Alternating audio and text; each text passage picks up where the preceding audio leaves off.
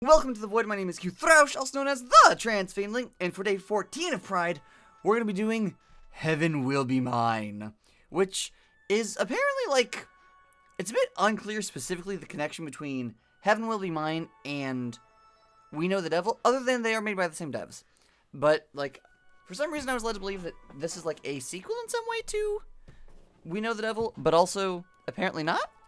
So, who knows? Maybe it's just a spiritual successor. Language is hard, y'all. Anyway, let's get into it. I'm very excited. Ooh. Select pirate.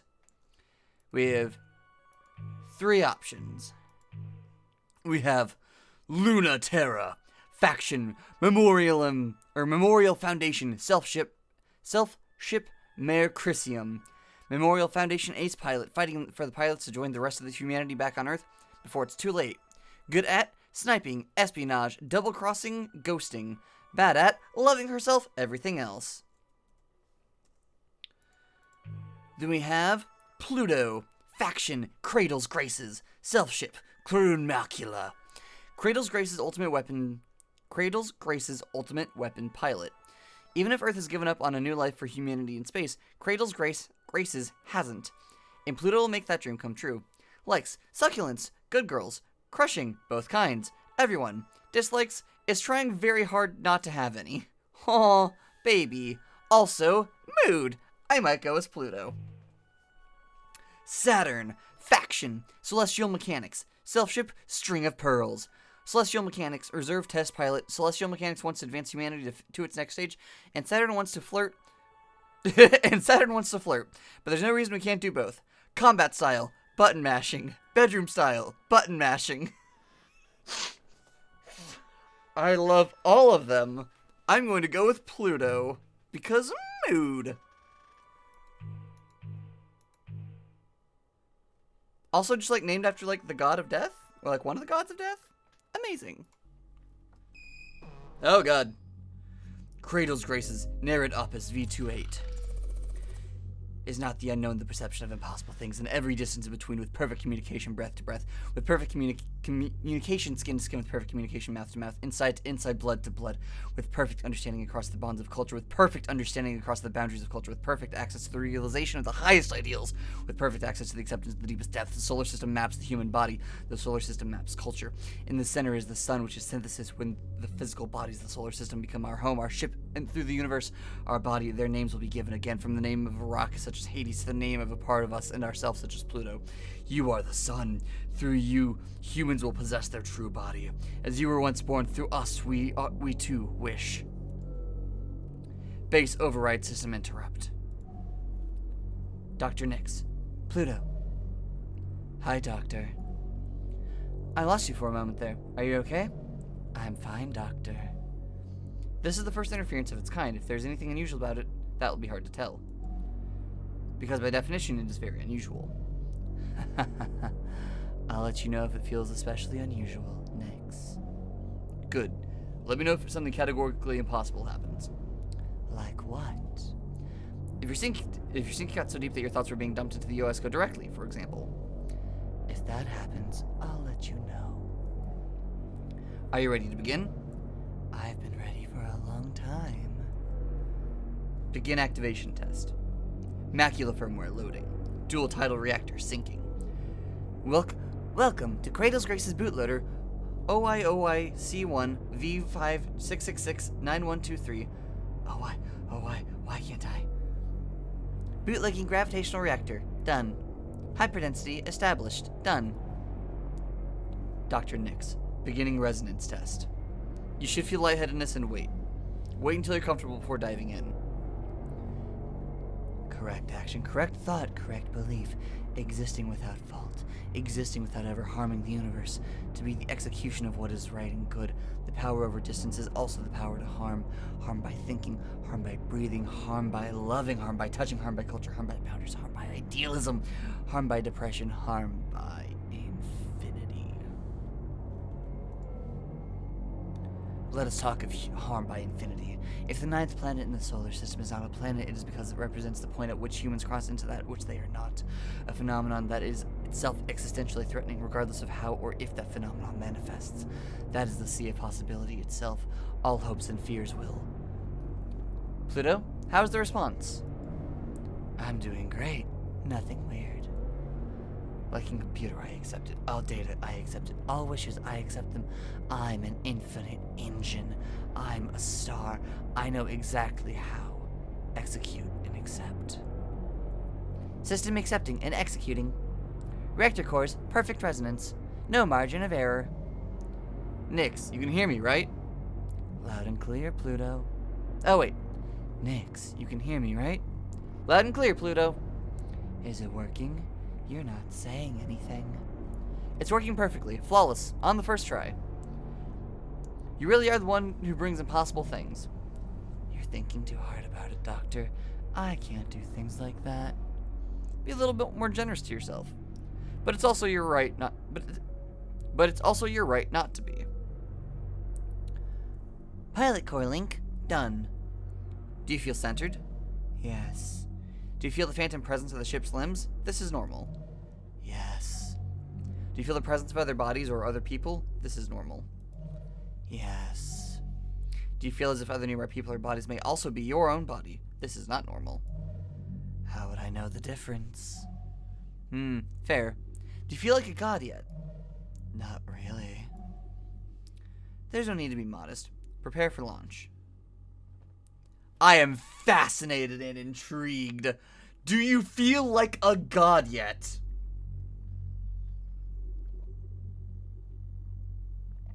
That is a sentence. Also apologize if the audio is a little weird for this one. I'm trying a new audio setup that will allow me to control, like, the game audio and my audio separately. So, gonna see how that works out. Pluto. It hasn't been that long since we all started fighting, but everything's really did just go how I imagined it. Even holding the controls of the machine everyone's so scared of, just like this, doesn't feel like butterflies or dread. It just feels like the only thing that could have happened. You know how hard they worked because they were so scared you wouldn't be finished before the end? I never doubted it. I'm not so special that they couldn't take something scary enough for me to its pilot. Humans are culture, and culture is gravity. A ship self is a skin, but a ship self is also a heart. The plastic and metal chassis insulated against hard vacuum is necessary to not die. The tidal reactor, which generates the gravity and culture necessary to keep humans solid and real so far from Earth, is necessary to live. The dual tidal reactor resonance system installed in the Croon macula then might be capable of a sort of birth. The Croon macula was completed on the inert pseudoplanet Hades on the boundary between the solar system ruled by human gravity and that which isn't.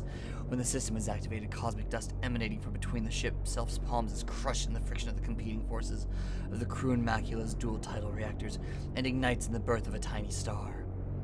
It's a start, an anchor of gravity and culture for humans to begin colonizing the stars, the seed of possibility, and, just as easily, the seed of the inversion of possibility. Stars go supernova and become black holes, where the information of life, culture, is deleted. But they aren't afraid of the Croon macula as much as they are afraid of Pluto. Her own tidal forces destroyed the first 17 prototypes. It's the girl with the love to be the mother of stars they're afraid of. Don't build me up like that. I'm not that special.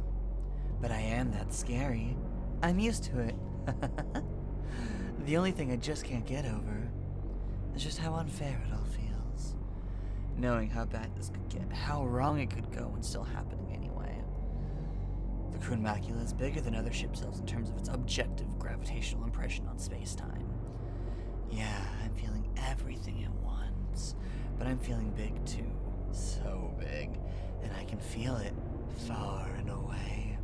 The sword of the real Matricium come to cut our dreams down, and the toxin of the inverse string of pearls come to turn the earth inside out. They're incredible girls, I can tell, but now Cradle's Graces has the power to fight back and keep space our home forever. I know I meant to do this. I've been trained my whole life to be the one in a million who can pilot this. I know I want to do this. Space is the only place where everyone can be happy. Even if almost no one believes it, I want to keep it safe. I know what I need to do. I know what I need to do. I know what I need to do. Now I just have to do it. That's nothing compared to what it took to learn how. My body, my mind, my soul, they're all in order. I just have to do it. It's January 1st, 1980, in the long and cold war where humanity united against its nemesis and existential threat from beyond the stars has been over for a long time. Since the 50s, we had been fighting a war against an existential threat we cannot understand, cannot perceive, and is powerless against the technology of Earth. That is a pretty stupid sort of war to fight, isn't it, when there's enough of a mess down here to worry about? Humanity is already the undisputed authority of reality, and we have the physics to prove it. It's time to return to Earth, our home, the seat of the universe. Before Earth takes us back in pieces, let us go home with grace. On the first anniversary of the decommissioning of the International Space Program, we've Memorial Foundation Native Sphere Existential Safety, in agreement with our home planet's unanimous decision, declare there is no future for humanity in space. Let's come home. The Return Resolution, Memorial Foundation, Native Sphere Existential Safety.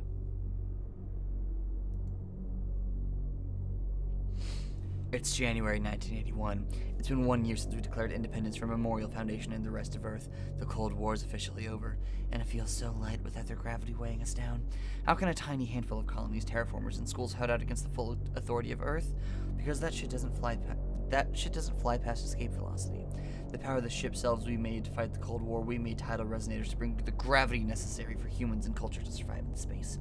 And that gravity is ours now, enough to make a new world free from the weight of Earth. If Memorial Foundation wants to kill the future, they'll have to come and take it from us. We're thankful for our Cradle's graces, but we're not coming back. Independent Declaration, Cradle's Graces.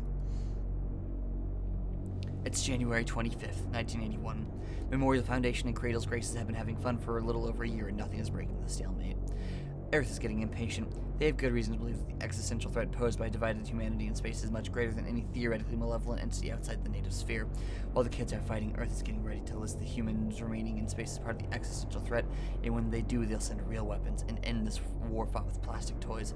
Their justification? We are technically less than 100% human, just not human enough to be something else. It's hard to believe they're really on to us. It's time to make a drastic move. Bring our final piece, the prototype ship Stealth, a string of pearls we made in the atmosphere of planet Cronus, which will never be Saturn, to the lunar gravity well, where Memorial Foundation and Cradle's Graces were already headed. Whoever controls that space controls human access to space. We can be sure everything will be in place there. Earth or space, we are just short of 100% human. Let's see how much less than 100% we can get. Internal report, Celestial Mechanics. Honestly, shit, I forgot which faction I went with. I just went with one with, like, the girl that I vibed the most with. I should be that faction. Let's see how much less than 100% we can. Yes! Mwah. That is delicious. Day one. Okay, I don't think I'm Celestial Mechanics. At the very least, okay. I don't know how this game functions because we know the devil, obviously, it had its whole, it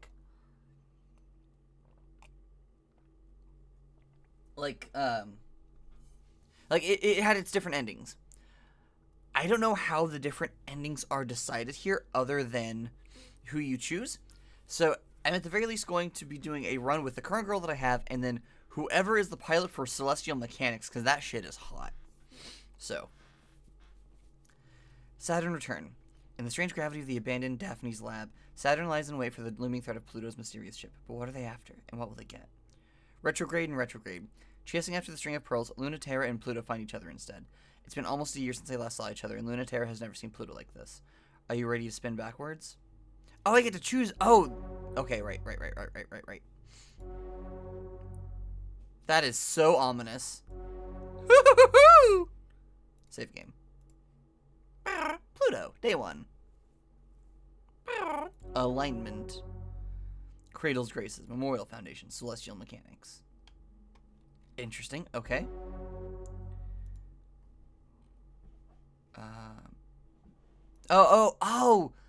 This is...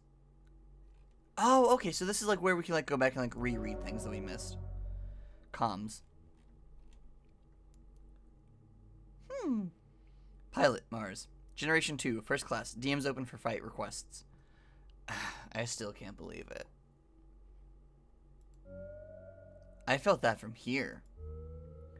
Yeah? Yeah? What was it like? It was incredible. For a moment, I felt like I was right next to you. It was even stronger than all of the times that you tested the prototypes. Stronger than the one time they let you fight before. It's amazing. I've been training for so long. I never knew how different it would feel to have my own perfectly suited, just for me ship self. I'm gonna be extra mad at all of you for how long you left me behind. Is it really safe, though? Mars. Don't start. I'll get mad. It's just more powerful than anything that's ever been developed. I don't like the Dr. Nix is making you do something untested all by yourself. No one person should have to do all the things that your unit is expected to. But I'm strong enough to do it, right? Powerful enough to stop Earth from taking us back. Strong enough to stop celestial mechanics from bringing the existential threat back. I can do it, right? I mean, of course you can. No one else could, but that doesn't mean you should do it alone. I'm not alone. I've got you, don't I? And everyone else. We're all together. And that's what we wanted, wasn't it? I'm not locked up in a lab anymore. Aren't you happy for me? I'm happy for you. Are you really, really happy for me? I'm super happy for you. I really am. Are you scared of me now? No, wait. I never. You're not something to be afraid of. Aww. But that's wrong. You should be scared. I'm incredible. Channel closed.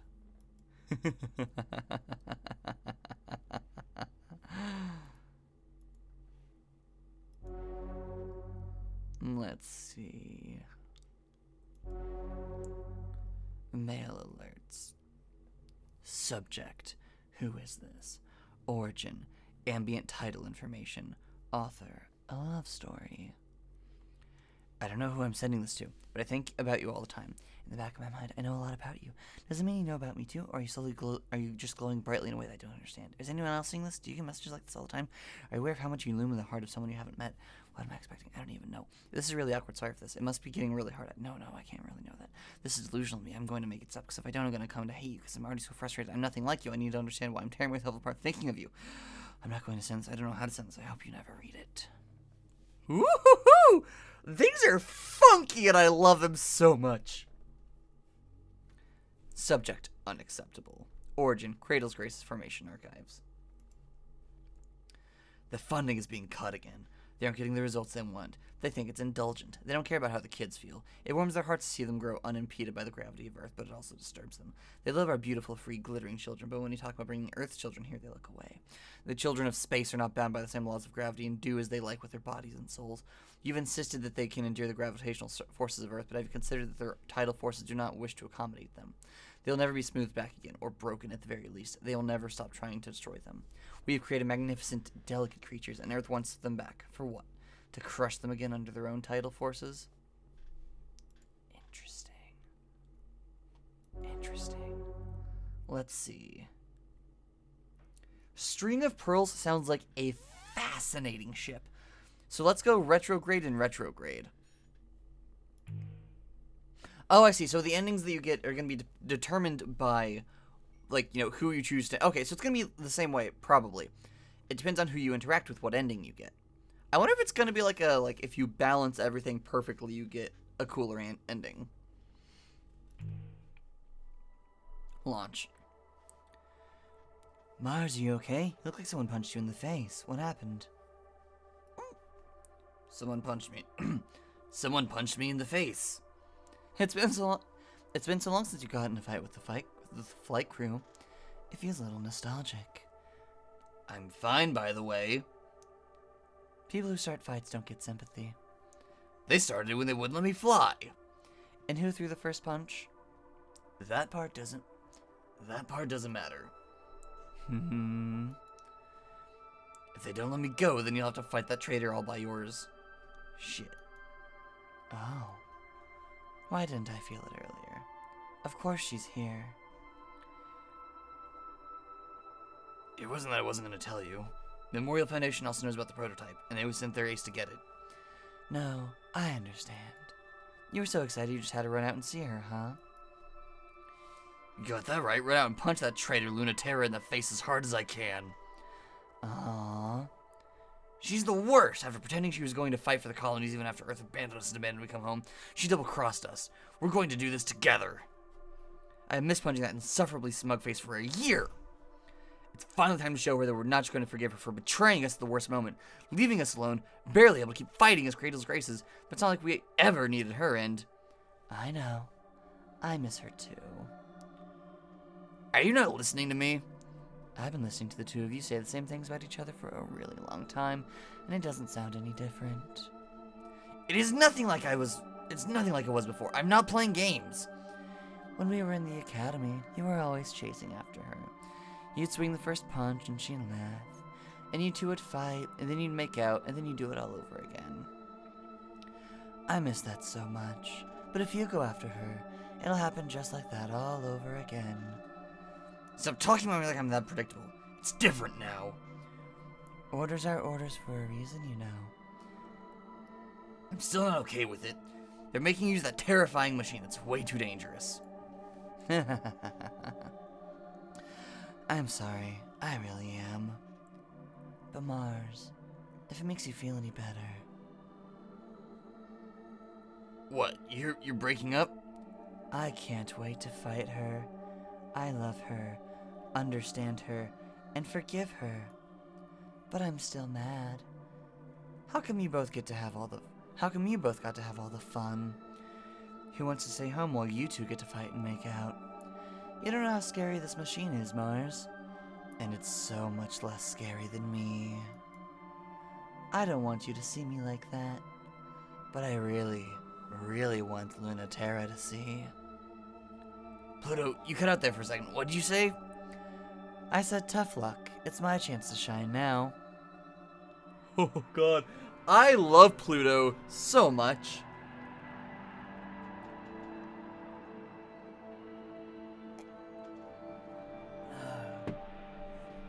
Like waking up underwater to the wet burn of your lungs' desperation for air. Like floating untethered in space, unable to move under your own power. Losing the security of gravity is like being naked in space. Gravity is necessary for human life in space. Gravity is necessary for unrestricted movement in space.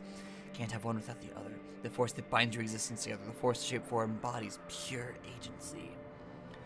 Gravity is necessary not just to live in space, but to be human in space. But being human is a little harder for Pluto, since she has to work for it. The tidal forces of her spacefaring body, the crude macula, are as strong as she believes and as weak as she feels. And Lunaterra needs to make sure all the calculations are in order. Everything in her ship operates manually. She's just been at it so long enough that it feels like a second skin. The jolt of nostalgia interrupts Lunaterra's mental math. She forgets to carry the one. It interrupts Pluto's focus, and she has a moment where she's not invincible.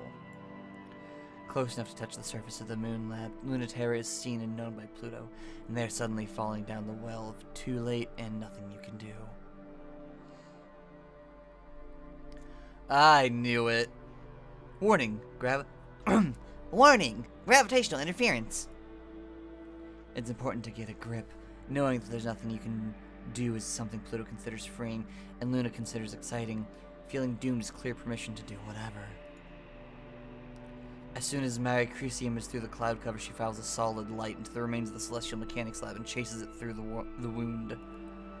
The lab was recently damaged by the illegal launch of a hijacked ship, but the damage is barely noticeable compared to the massive hole left by a much, much larger ship crashing through.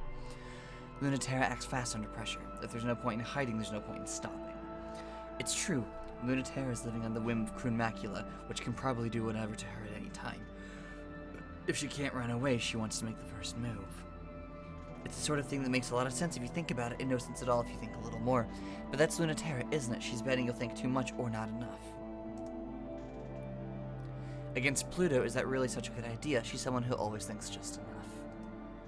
Which makes it easy for Lunaterra to slip through deep into the lab until it gets quiet, except for the sounds of the moon quaking and trembling. After almost a year, the dread and the thrill is all way too much to slow down and start talking. That's what the arrow flying into Pluto's gravity well is saying. Who will make the first move? When Lunaterra punctures the last armor layer and opens up the terminal cavern, light spills out in screaming sound because the Croon Macula is peeling the lap and most of the moon inside out with the forces of its own tides. It's not something that's impossible or anything, it's just something that's only possible in theory, which is still terrifying and more terrifying. And more terrifying than that power is Pluto's finesse. And more terrifying than the finesse is her gentleness, spooling matter like threads in the tiny galaxy of which she is the sun. Her power is very kind, but it's also a little perverse. What meaning does mercy have from something that can core out a moon? Croon Macula's developers compared it to a black hole. They wanted a machine so powerful and absolute even light couldn't escape it. Lunaterra understands now that was wrong. She's a star, gushing and twinkling with matter and light. Who wouldn't be swept up in that? The mere Crisium is so small. Pluto has never seen it from a perspective like Croon Macula's before. She never imagined it would look so fragile from here, like a toy version of the fierce fighter she remembered. Pluto's sense of scale is true. Lunaterra feels just like a plastic toy, too. Come on, say something. It's making me sad. Really does suit you. So much more than I ever thought. Is it hard to look away? Being able to render you speechless is the power I've always dreamed of. What do you think? I know just a look won't change your mind, but I want you to tell me. Tell you what? That I regret betraying you? I told you then that I always would. No. I won't let you do that, Lunati. Did you think I'd be mad? I mean, of course I'm mad at you, but not for anything you did to me. I wouldn't ever be mad at you for not having enough faith in me to see through Cradle's Grace's dream of a new home for humans in space. I'm just mad at you for not having enough faith in yourself to see it through. And leaving all the work to me. Oops. I guess that is why I'm a little upset with you. Not mad, you know. Just disappointed. I can't believe I'm still the one scolding you like a kid. I'm trying to be the grown-up, you know. I did the responsible thing. I took the realistic option. I'm here to play the part of the boring adult, the grown-up villain. Oh, that's right. I remember why I'm actually mad at you. You better not go down quietly. You better really believe what you just said. You better really believe what you just said. I'll forgive you if you left us for something stupid, but I'll never forgive you if you left us for something you don't believe in. You better not believe in it, because I also won't forgive you for fighting for a future that cruel. That doesn't give me a lot of options. I don't think I can fight against that. Don't you dare. I won't forgive that either. Were you hoping that maybe it wouldn't be like this? That I wouldn't have to fight? It'll change you. In ways you don't understand. I've seen you fight so many times. I saw when you got that scar and your poor ship got her wound. Has anyone else seen that side of you as much as me? Don't think so. Not even Europa. But it's different when you're on the other side. You think I don't really know you because I've never stared down the barrel of your rifle or felt that knife nick my ship. It's a different kind of knowing. Teach me then. Or I'll teach you. Hoo-hoo! Loyal. Outcome favors Cradle's Graces. Pluto learns a lesson, betray. Loyal. Loyalty is my thing. I'm gonna go with loyal. Also, because the Memorial Foundation kinda sucks. A lot. Actually. Like, let people exist and thrive amongst the stars, goddammit.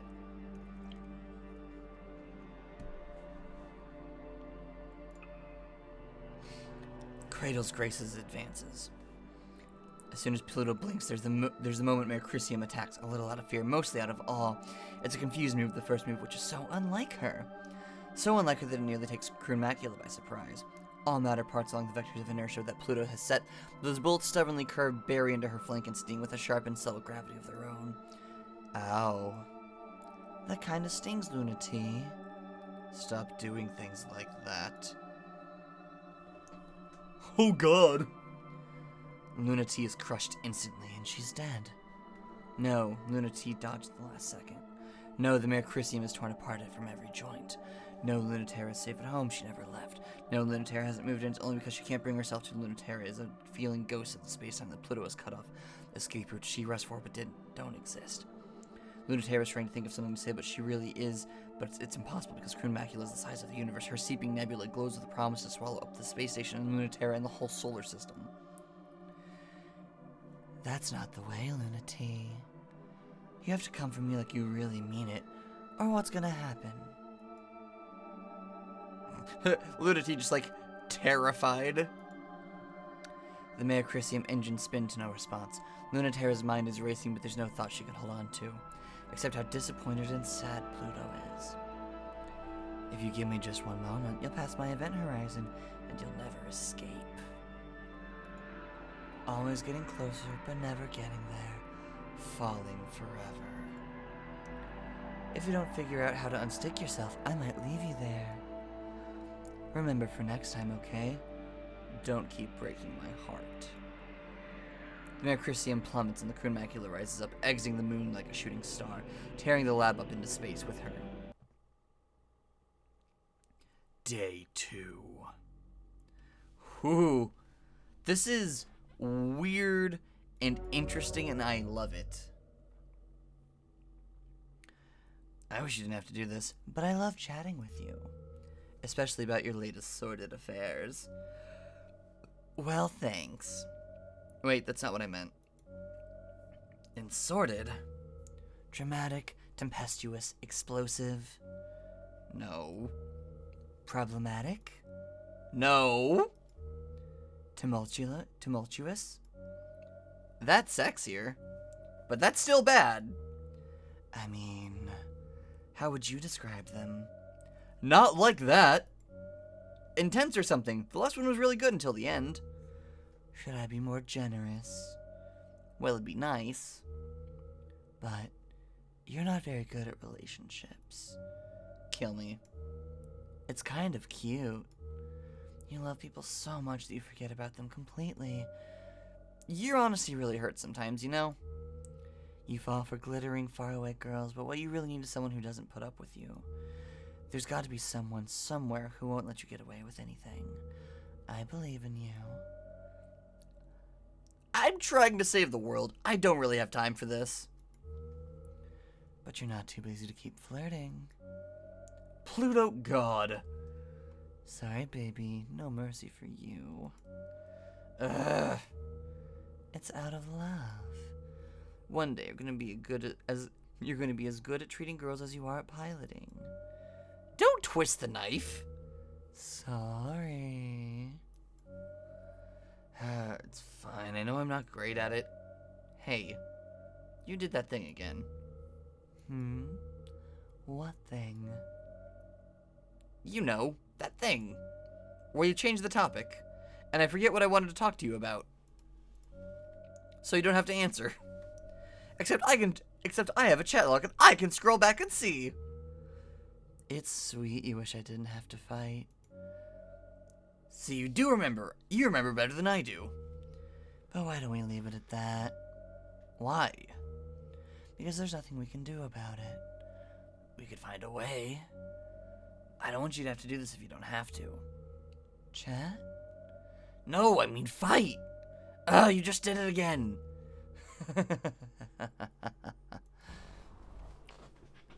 Channel closed.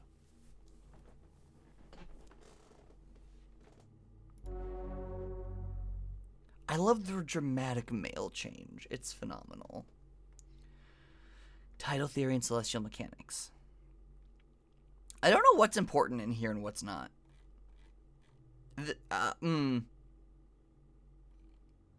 There's so much.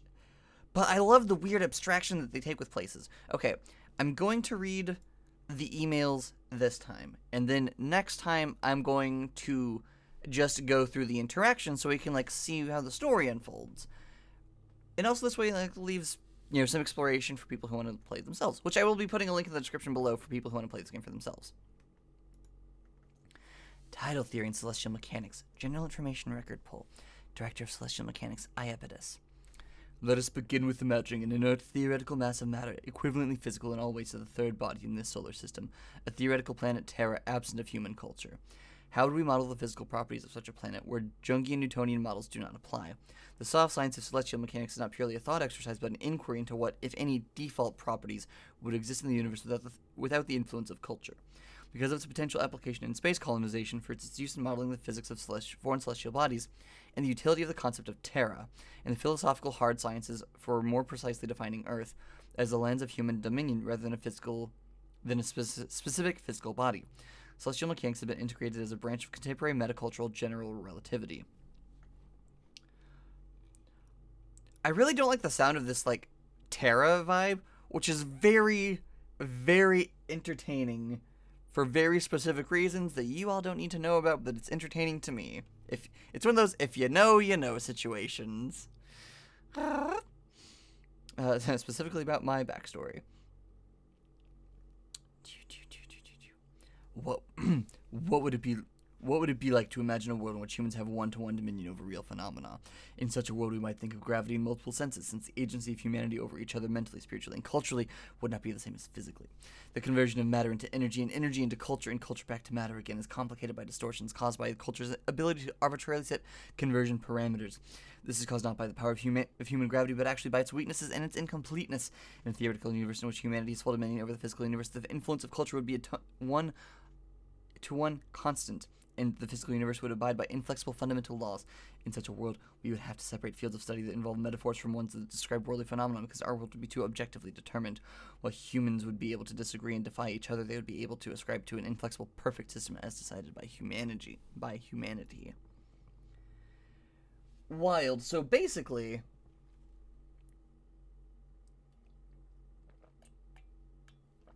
okay, essentially, to figure out how to colonize stars, they're trying to figure out how to describe an objective world that has never been touched by any sort of culture.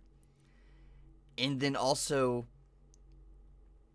integrating with that the concept of humans being able to have such dominion over things that they are able to define things, and by defining things, making them true. For example, humans saying the sky is red, and suddenly the sky is red because humans define what is true. Therefore, if the human said the sky is red, then the sky is red, even if the hue maybe doesn't actually change in its composition of what light waves it reflects. I think that, or maybe it would actually be that, humans say the sky is red, so the sky is red, and that does change what hues it reflects. And that is a weird, like, metaphysical, weird twisting of space to, like, maybe try to make colonization easier, it sounds like. But essentially, they're trying to, tie humanity's influence into the workings of the world. Or the universe, rather. Regarding Mecha 2, Crude Macula. Origin, Ship Self-Development Documentation. Author, Operations Decommission Chair, Europa. It was commissioned before it had a pilot, before the technology for piloting it had been developed, before the technology for its workings had been developed. I think we recognized that the construction was an act of faith.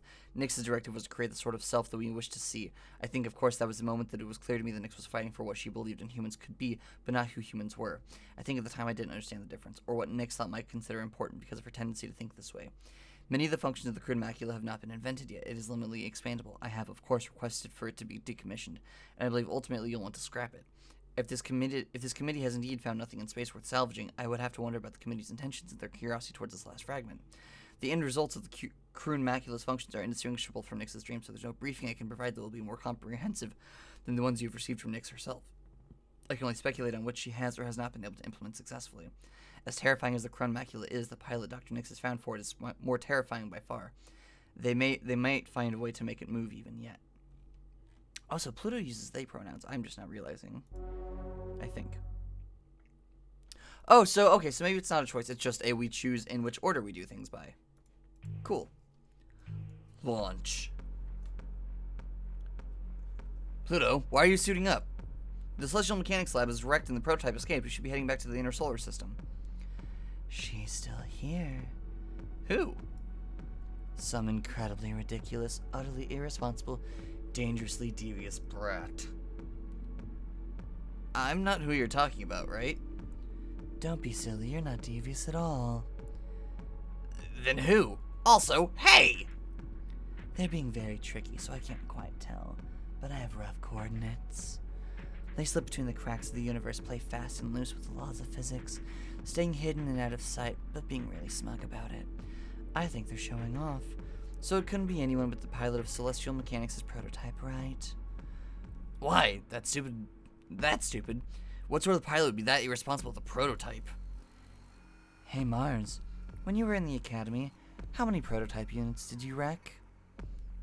Let's not talk about that now. I'm just teasing, Mars. You're much better behaved now. If the intel is true, their prototype is really powerful, even against you.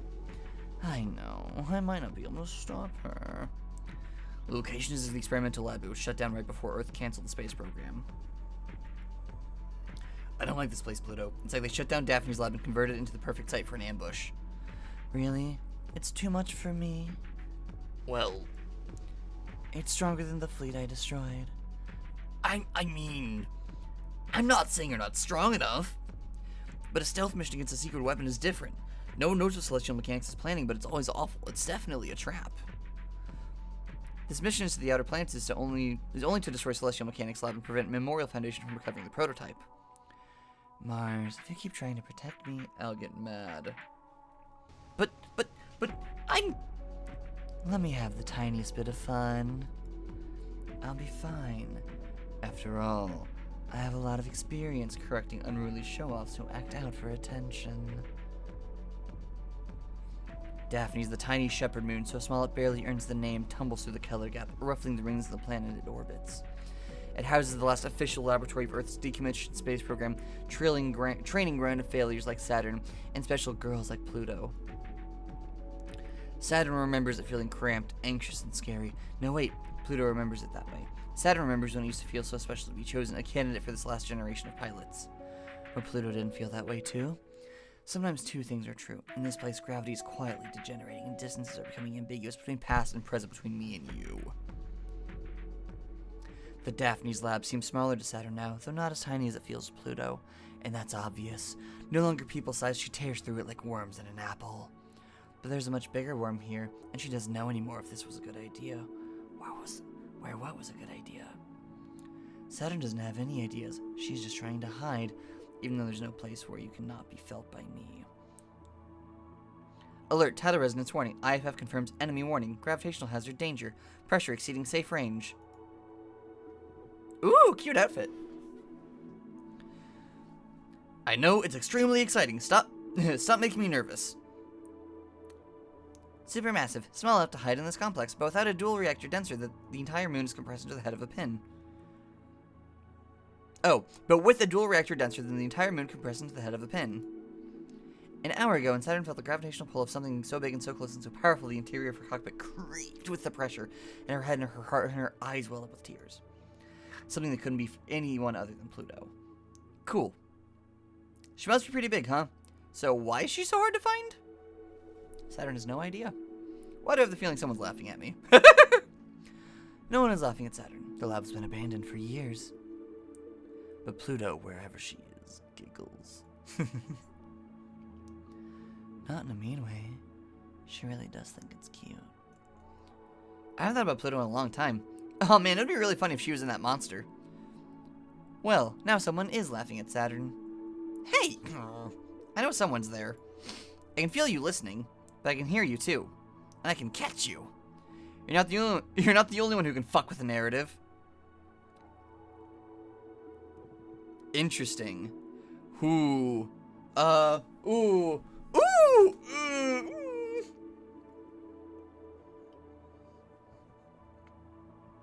I'm so torn because Celestial Mechanics, it sounds great, but also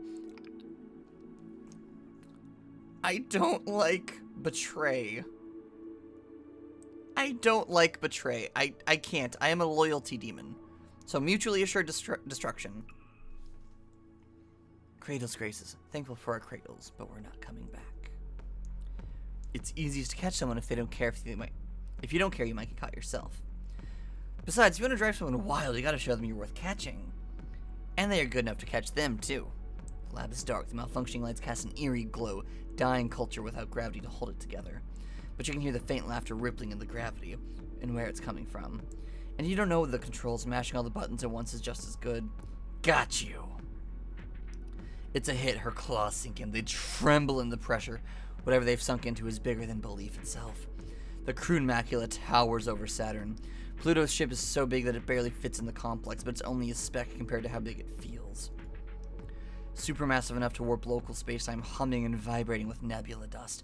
Incredibly gentle, or she would have destroyed Saturn and the whole complex without even trying. Oh, wow. You got me.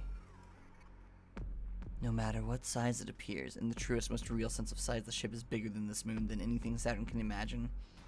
String of Pearls quickly flits away, but Croon Macula's grip is on her before she can twitch. And I've got you, Saturn. I was really surprised to see you like this. Cool, right? I've got poison now too. Want to see if you're still the top weirdo? Want to see if you're still the top weirdo psychic mutant in space? Oh wow, sounds really cool, but I don't know if you're ready yet. Wanna bet? Sure. The string of pearls screeches and buckles as the dust ignites and a tiny portion of Pluto's tidal forces slam into her. Warning, gravity hazard. Had enough? You kidding? Okay, we can turn it up. Woohoo! That sure is insane. I feel like my brain is melting into the universe. You're the one who wanted to show off. You don't have to do that to endear yourself to me. But if you really want to impress me, you're gonna have to do better than that. Yeah? You're really still not impressed? Even by this? By what? Oh, that does sting. It spreads out like a poison even through metal. It jumps like electricity but drips like a liquid. Pink and impossible and spreading quickly through the Croon Macula's body. So you're not just full of risky bad ideas. That makes me happy. I won't shut you down too hard. Okay, you win! You're gonna be good now. Okay. So, what did you want to talk about? As Cradles Grace's glittering psychic death machine, you definitely have more important things to do than going out of your way to bully me for no reason, right? Oh, that's right. That man and the fleet are escaping, aren't they? Hope you don't mind falling for this trap. Trap? You? Silly, I know you're more important than that. More than catching the rest of the Celestial Mechanics fleet? I knew this would be fun, and you knew it too. I'm absolutely delighted about you doing that, just to be clear, so you don't have to read my own mind to roast me about it. I can't read minds. You know that's not how it works. But I also don't need to know that. But I did want to know how the biggest overachiever of my juniors turned into such a bad girl. If you really remembered me, you'd remember I was never good. I do remember you. Even if you're not that good at being bad, do you know what you're doing? With that machine that's so dangerous we don't even want to find out what it does? I think you've answered your own question about why I'm keeping it.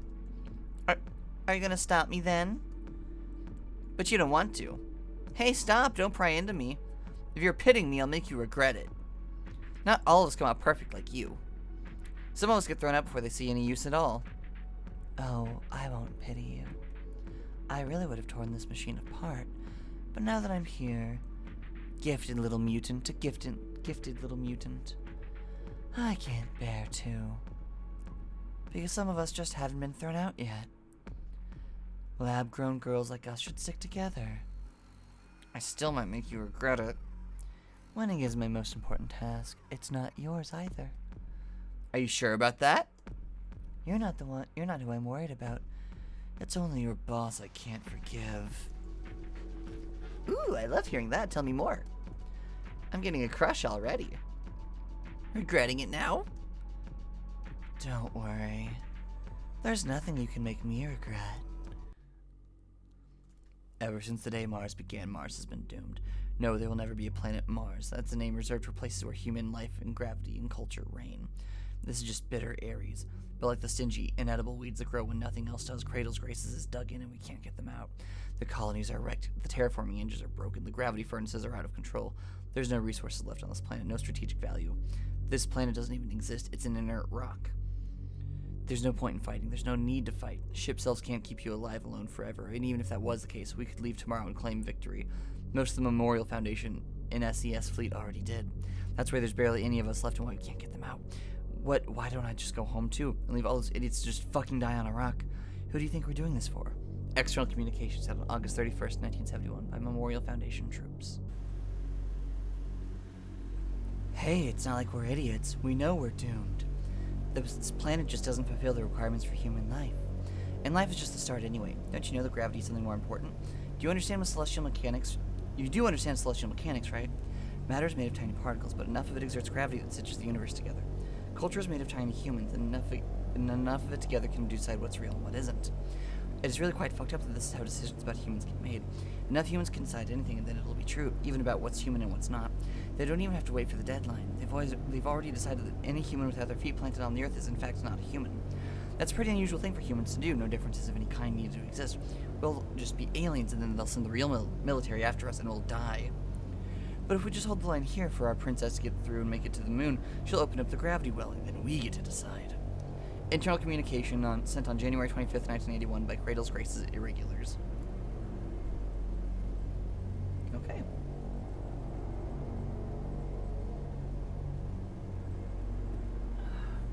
It's morning on Ares, but what's time in space?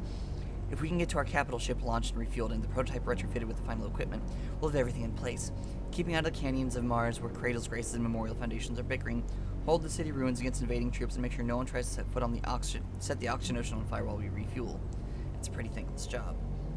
But me, I can't wait to see what happens. This is the most exciting space has ever been. Before we got here, this was a dead rock. But the best we could have ever hoped for was Earth in a different place. Who needs that? Far in the distance, the moon's gravity well shines. If no one controls it before the deadline is up, Earth will take drastic steps to ensure that humanity is not divided. What they're afraid of happening, we will ensure that it happens. We will finally have something alien in space. Private communication sent on January 26th, 1981 by Celestial Mechanics researcher. Interesting. So there's some sort of like... Ooh. All missions on Cronus orbit completed. Maiden flight and testing of crew macula is done. Report received. Awaiting new directives. I'm heading back to Ares, of course. It's the home of Cradle's Graces, after all. We have to finish up the last touches on crew macula and prepare for the last battle on Earth's moon.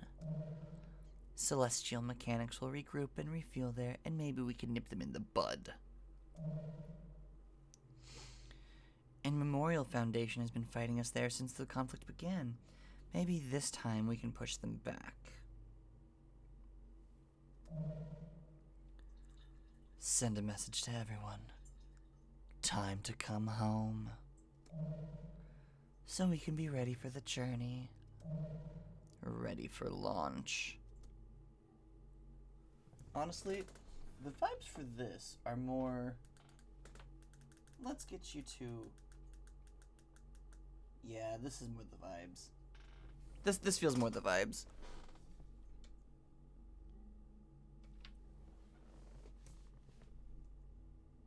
Yeah, here we go. These are the vibes, visually. I like syncing my lights to whatever I'm playing. It makes me happy. Is it silly? Yes. Do I do it anyway? Abso-fucking-lutely. Alright, so I wonder if we're just gonna go through, like, the same week? Like, is it just gonna be 7 days, or however many it was for the thing? For We Know the Devil? Oh, I guess that one was hours, not days. But, same thing. Like, there was, like, 7 hours or whatever. Are we gonna go through 7 days? Pluto, are you scared? Yeah? You? Yeah, but I'm excited, too. I'm looking forward to what we could be. Hey, Pluto, how can you be sure? Sure. About what? Sure about anything. Everything is so frustrating and pointless and doomed. No matter how hard I fight, it stays that way. So how can you be sure it's not going to be that way someday? You're the person I want to ask that. Because you fight every day like you're not thinking about those things. What's that supposed to mean? I've got to fight. That's what we have to do. Of course I still think about those things, even when I'm fighting. Sorry, Mars. Of course you do. Everyone has doubts like that. Even me, then, right? But it doesn't feel like you do. I mean, you make it seem like everything's going to be alright. But you just have to do what you have to, even without worrying about it, without even worrying about whether it's right or not, or if it will come to anything or not. You're a genius, you know. You're smarter than me. That's not true.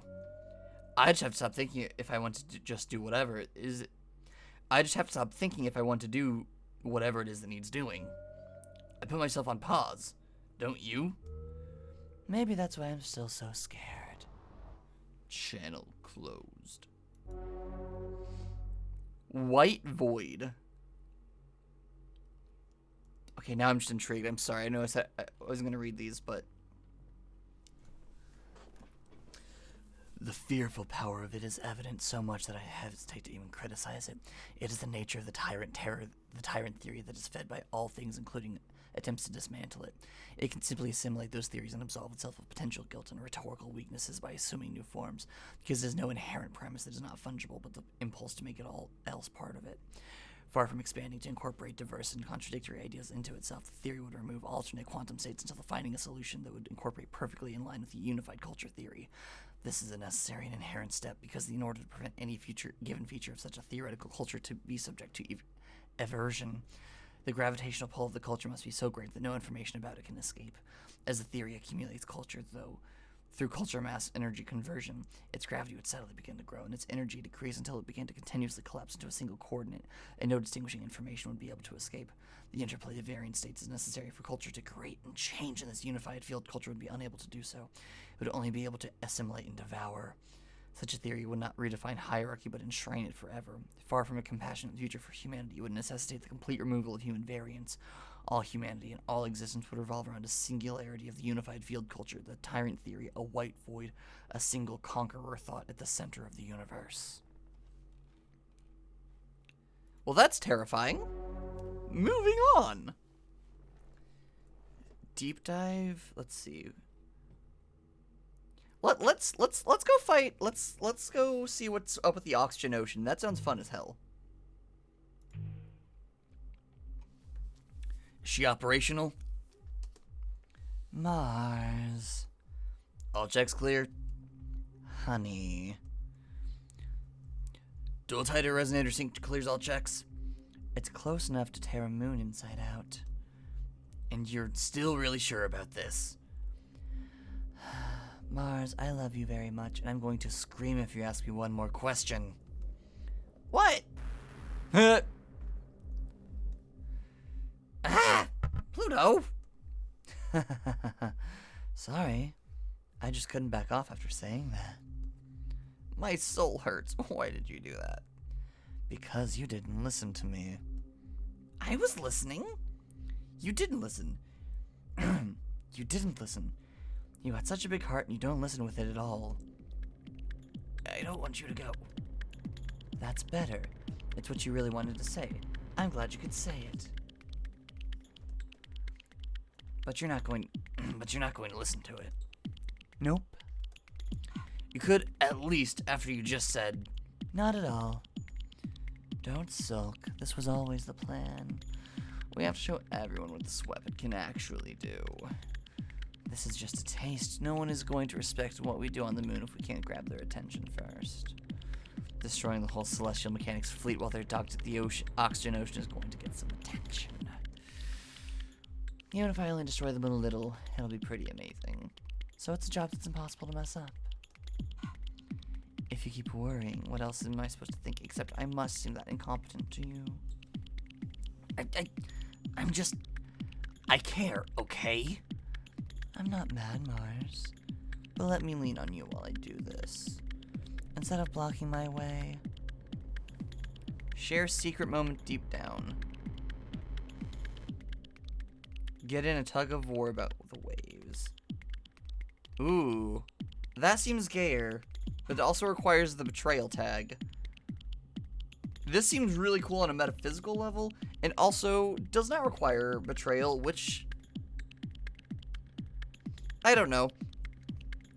My brain sees betrayal and immediately says bad, which I know is probably, like, supposed to, like, be a thing to, like, play into how you make your decisions and choices in this game, but I still just have to, like, not do that. Cradle's Graces advances. The balance shifts because Pluto tugs and Saturn tugs harder. Deep, so deep, crushing and dark, but the string of pearls has organs to see everything. Smoky and cold, she slips down a stream of evaporation, just shy of being the spark that blows it all up. Whatever's down there, but don't play dumb because Saturn knows exactly who and what's down there. It's playing coy. Oh, interesting. Do you have the same idea, Pluto? Right. Tight. In. Fear. Cutting off the comms. Well, now I don't have to cut off. Well, now I don't have to cut off the comm line myself. Ooh, fuck. Saturn doesn't have to play by anyone's rules, even and especially the rules of the universe. It's made of a last-minute miracle. It loves it best when it's just waiting on the edge between one possibility and another, tempting fate, not caring where it lands. Pluto doesn't cross the rules. She's the universe itself, a perfect target for Saturn, and the wall she crashes against. And she's not playing coy. She's looking for someone to crash against her. From the depths, Macula tugs, but playfully. String of Pearls takes the invitation and yanks back, not so playfully at all. Hey, boo. Do you want to play? I sure do. But come up and play my game. Oh, sure. If you can make me. Macula is the plunge into fascination, a fall omnidirectional into the end of the universe. Macula can drown the ocean in her gravity, but String of Pearls has the greatest trick. The String of Pearls cheats distance. She can't ignore it, but she can interpret it differently. So F of X is an anxious avoidant infinitely approaching a never-reaching asymptote, and maybe F of X can be a curve accelerating rapidly into infinity. Math isn't hard for Saturn, just the results. Mercury would be screaming if the comms are still on, because this is a big risk, the most dangerous and guaranteed way to get the Celestial Mechanics fleet wrecked if she isn't careful, even if she is. Closing distance is mutual. Pulling Pluto out of the depths of the oxygen ocean is not something she's doing for them. Oh my. If Saturn wants to change the rules, then Pluto will let her. She'll be the one to set the variable. No matter what Saturn sets F of X to, Pluto sets the force. She can go slack if she wants to. Saturn's equation is something like F of X equals the closer you approach, the further I move away. A hard equation to solve. Are you up to it? Along the equations of gravity, Saturn fires hooks. They wouldn't have hit without the equation, but it was the moment of Pluto's curiosity that they bet on. That is enough. The ocean plunges, the ships rock. Emergency reaction. Or retraction. Max output. Okay. I was trying not to cause so much trouble. I just want to delay you for a little bit. But if you really insist, I'll come make all the trouble you want. That's funny, considering how hard you've been wrecking the Celestial Mechanics fleet. I'd almost think you weren't going easy at all. Saturn's pulling hard, but it's like trying to pull a star out of a black hole. But something about the way Pluto reacts makes Saturn think it might still be possible. You're working hard. I was just sent to make sure you all didn't have an easy time. I've never worked hard. Ever. You sound like kind of a liar. You're sure you're not still a bit good? Say it. Say it to my face. Okay, if you really, really insist. I can get carried away, too. Saturn's capture cables go slack, and she shoots up and out of the ocean, pulled by the panicking surface crew. The equation input has changed the number Pluto has changed it to give Saturn a thrill. As the oxygen tidal wave starts building, the ocean trembles, the fleet sees and nearly collapse. But Saturn breaks out of the liquid and into the sky, and Pluto is pulled up and out and free. The Macula is more frightening and powerful than Saturn remembered, but she can't be scared now. Well, maybe she can just a little, but this is what she wanted to, a beautiful solution to her equation. It's hard to know someone if you haven't fought them. That's something she's known for a long time. The pain of wondering if you just aren't good enough to stand next to someone, she'd prefer to know where she stands.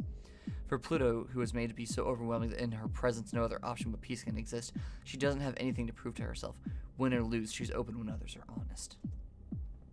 Between ship selves, all conflict must be honest. It's the only way to make contact. That's the moment she's waiting for, to give life to all the feelings unleashed when she decides she let herself have them. The Celestial Mechanics fleet can't do anything but wait and think about how this is probably all Saturn's fault. You're strange, Saturn. I don't know what to think. You think you can't win, but you're trying anyway. What do you want to happen? So sure and unsure of yourself. Just come on already, we can't all be gravitational beauties. Tides come from people and people are people, whether they get there being taught or being made. Keep the pity out of your voice or I won't be having fun anymore. Oh, I don't pity you.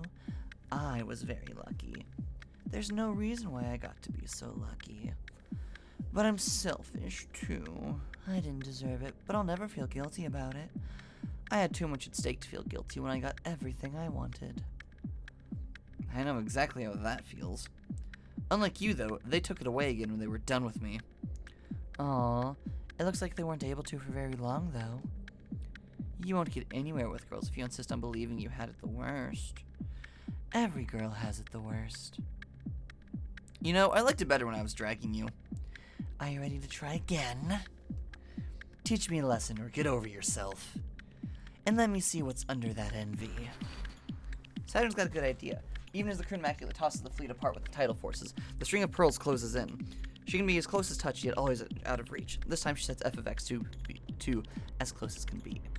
Of course, that's in the crush of her gravity well, but that's fine because Saturn has dedicated her life to being a fucked up loser.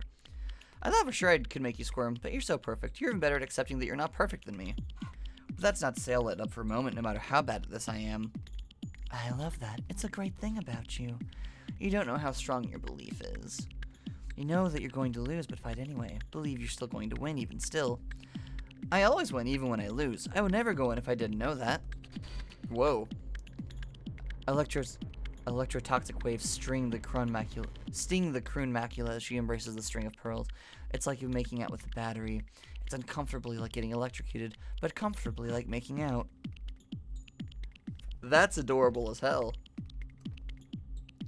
How long can you keep that up? How long can you last if you're crushed like this? What? Isn't this a great idea? Being crushed like a pancake under you is great. You really are cordial. I love it. But I can last longer than you can. Maybe, was this worth it? You're not able to waste time like I can. I'll make it way worse for you. But I can keep this up. I've got nothing to lose. Ugh, that's so selfish and ridiculous. It's the worst for everyone.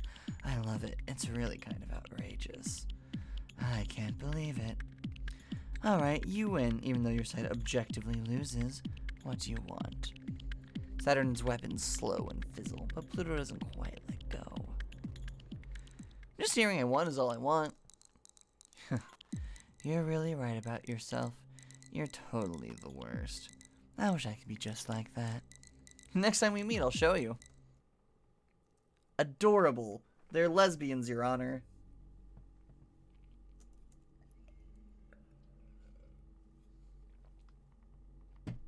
The funny thing was, I considered this lighting at first, but I was like, nah, this won't quite be the vibe.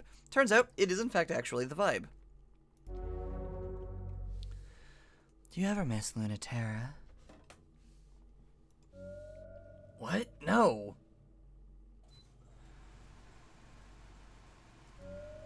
In case you've forgotten, she betrayed us and went back to Memorial Foundation. I know you want I know you want her back because you're kind and forgiving, but I'm not, and I'll kick her butt if I ever see her again. That's no different than how you two used to be. You two only fight less now. That's the part that's sad. She was always smug and know-it-all and always one step ahead. The worst senior pilot, and she didn't teach me shit. Breakups really do turn all your memories sour, huh? That's... Shut up. Lunaterra's the only one I feel that way about. I know, you pine after good girls way too much. I think dating bad people is good for you. If I have to go through that again, no thanks. The only thing I miss is the expression on her face after I got one up on her. Her smile, you mean? You miss it too. I do. I'm glad you can get nostalgic sometimes too. Do you miss the days of the Cold War, fighting against the existential threat too? It was scary, but in a different kind. It was so easy I never had to think about it. tearing through the ephemeral light that was only sort of there. It was scary because we didn't know what would happen or what it was. But we didn't need to know any of those answers, and we just had to go, and we just got to fight forever. It was fun. Until I came along. What do you mean? If you think about it, it was me, wasn't it? Before they even finished the Macula, even in just the prototype. In my first provisional mission, I wiped out the enemy in the time it took to blink. And they haven't come back since. Before, it was fun for everyone. You were strong, but it was still hard. But there was no point in sending all of you out to protect the Earth when it turned out the existential threat was so weak I could just destroy it with a snap of the finger. That's reversing cause and effect. They just used that as an excuse to stop caring about colonization. Even if it was never a threat to our existence, they didn't have to give up on everything. It's not your fault. Channel closed.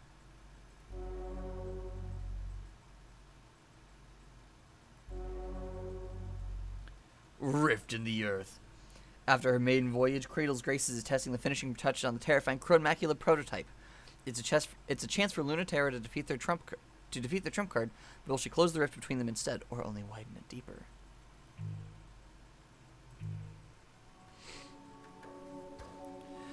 Recalibrating. How's the stability? Remember to keep to the left side balanced. It's fine, Mars. You don't have to fuss so much. There's just no reason they can test flight without escorts. Especially the Memorial Foundation patrolling the area. Mars. They really could be doing anything at all more useful. This ship doesn't need protection from anything, even if we're exposing the cores for testing. And you know I hate being treated like a princess. But you are important, and your ship is too. It's not fussy and annoying to be looking out. It is too annoying. I'll be annoyed by whatever I want. Stop being jealous. I'm not looking for an excuse to bump into Luna T. I never said that. Listen to Dr. Nix for once, even if you won't listen to me. Look, I'm not escorting you. You win, okay? But please just be careful. I know you think I treat you like glass, but I really... What's so funny? Why are you laughing? Sorry. It's just hard for me to stay mad at you when you're such a dork. And you care so much. Even if you're not apologizing and still want so bad to be a knight in shining armor. You're the only one I can still be such a petulant kid in front of. Instead of the princess everyone loves. Pluto. Wait, you're really just being a brat for fun? I'm mad now. Everyone else gets to be, especially you. Stop making fun of me. Remember when in the academy when people asked you where I was, they'd say, "Hey Mars, where's your..." Okay, yes, the launch permission cleared. You are clear for takeoff.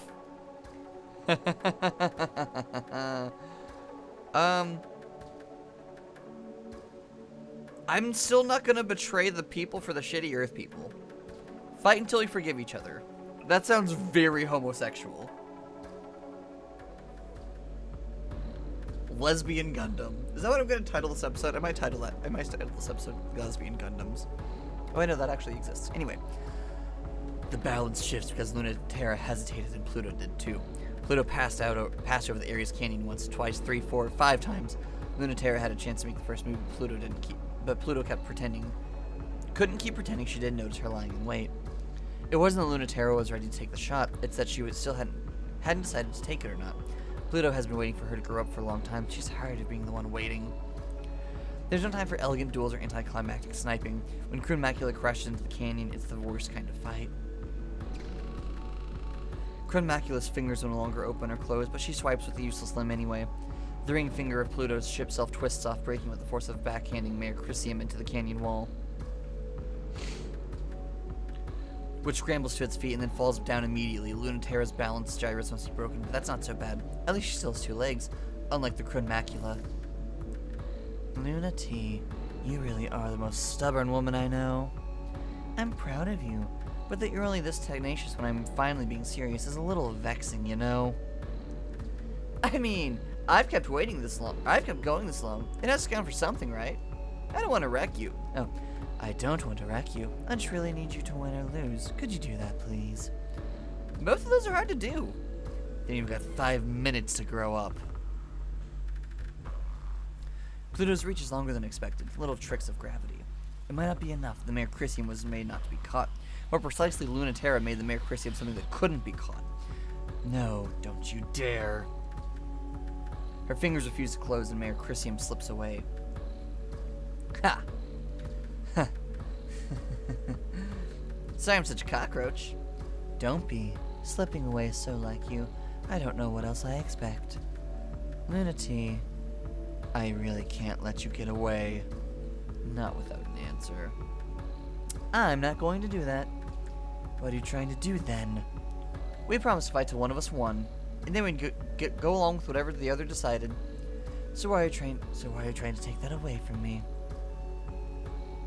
Lunaterra holds Croon Macula's severed left tidal reactor. Pluto can go without it, but not for long. It's what makes the Croon Macula so impossible, and without it she can't be impossible for very long. That core is everything I have. But the rest of me isn't going to last without it, so might as well be everything. If I don't have that, I can't follow you, win or lose. I really don't think it's good for you. The Croon Macula makes a leap and crashes into the ground just short of the Mare Crisium. It's just close enough Lunaterra nearly forgets to take the opportunity to get a shot in Croon Macula's chest before she can recover to block it. You're going to lecture me about doing what's healthy. You've got a level of nerd. It's not cute. If we had to fight each other like this, I really wish it didn't have to be with you in that thing. You don't like it, huh? You've always been like this. You're trying to tell me what's good for me. You don't want to admit this is really me. Lunati, I would listen if you had ever listened to me once. Ever. I told you I haven't gotten any better in the time we've been apart. I don't want you to not be strong or beautiful or amazing. I just don't want you to be holding this weight of Cradle's graces, everyone's hopes and dreams, all by yourself. So please, just rest for now. Don't tell me that. I hate this, hate this, hate this. You never listen, and you know I'll always let you win in the end. But not this time. I don't know what you mean. I've been really patient. So if you keep playing dumb, you're gonna make me mad. I said I don't know what you mean. I don't want anything else. I'm a cockroach. I don't need anything myself. Liar. Are you trying to make me mad?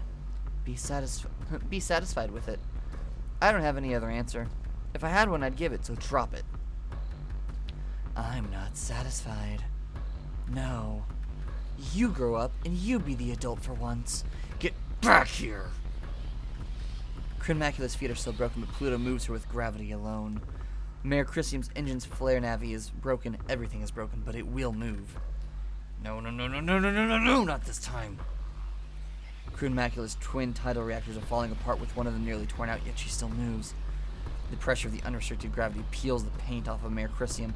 Her steels and plastics are chattering. Her remaining useless arm snaps. Her engine wings creak. That pressure is not enough to bring her down, but it's enough for her to falter. And Croon Macula grabs her foot and slams her to the ground. Mare Crisium creaks and strains, trying to flee, so Pluto pulls the rest of herself on top of her. Pluto, I'm serious. You're not the only one. I have things I'm willing to be hard and cruel for now, too. Mare Crisium fires a sidearm. It doesn't dent Pluto. Pluto opens her hand. The fingers don't work, but the plasma still does, which flays Lunaterra's chassis, but gently. I'm really serious this time. I can't stop for a second, so I really need it back. It's already been too long, so give back that part of me. Mare Crisium opens her left hand. Pluto's missing reactor is still beating wildly. Sorry to be like this, but the ship self and what it can do are more important than me, than anything else about me. Nothing is more important than you. A gentle click, Lunaterra's sidearm pointed at the stolen reactor fires. The solid light slug misses, just barely. There's a second shot, but it's buried in Pluto's blocking hand, and there's a third shot, but Pluto's ripped off the arm of Mare Crisium, so it's just the last reflex of a limb separated from its owner. But that's all that the broken arm of Croon Macula can take. Its fingers make a last twitch before the arm finally snaps under its own weight, and Croon Macula falls to what's left of its knees. How long are you gonna make me put up with this? What do you mean? You don't want to fight with me? Not a fight for real. Your heart isn't in it, so let's not. No. That's the only thing I want. Why are you like this, acting like you know what I want better than I do? So what if you're right? Of course I don't want to fight you. Damn it, I hate you. After all that, I'm the one who's crying at the end again. The last time it was like this, I was the one crying too. Now I'm powerful like you, have something I'm fighting for like you, that's not you or anyone but me. So let me fight for that. Stop protecting me, stop making me fight for you. It's so easy to fight for you. If I'm not careful, it's all I'll ever want to do. I'm sorry. Don't want a sorry. You must think it's so easy to not care about you, but it's not. It's easy for you to not care about you, but it's the hardest thing for me. I'm still the one who ended up crying. Again! You wouldn't listen back then either. Mayor Chrysium rises, gently brushes away the burnt portions of Crone Macula's armor. The joints are already ready, starting to heal as gravity pulls them back. Almost just as good as new, but a little changed. I know you. Don't distract yourself, dummy. Reattaching arms is hard, so do mine right at least. It was the same last time, too. I said you deserve better. And I said, but you are better. I just ignored it because I'm stupid. No, or not because I'm cool. Thank God. Everything is worth it. If you finally don't think you're cool anymore. September 12th, 1963. That's when the first and last artificial colony of the native sphere was completed. In a tranquility bowl of stable gravity at Lagrange Point 5, at the front lines against existential threats, a training facility for generations of humans adapted to fight in space. As a colony environment with the life, gravity, and culture necessary for human beings to live, thrive, die, and be born. With the hope that peace on Earth would reign if we won this war in heaven. Without pressure, water boils off our tongues. We dissolve into component parts. Without culture, we forget the shapes we're supposed to have and turn inside out into something else. Out of necessity, we created a pressurized environment, exerting enough gravitational pressure to maintain a cohesion, all senses, in space. A ship self to ferry us through the world. They function only in places where the gravity of humans is too light to sustain existence. It was doomed from the start. Of course they were jealous. Of the humans, the Earth no longer wanted flying on zero-G wings. Dr. Nix, Executive Director, Memorial Foundation Existential Expansion.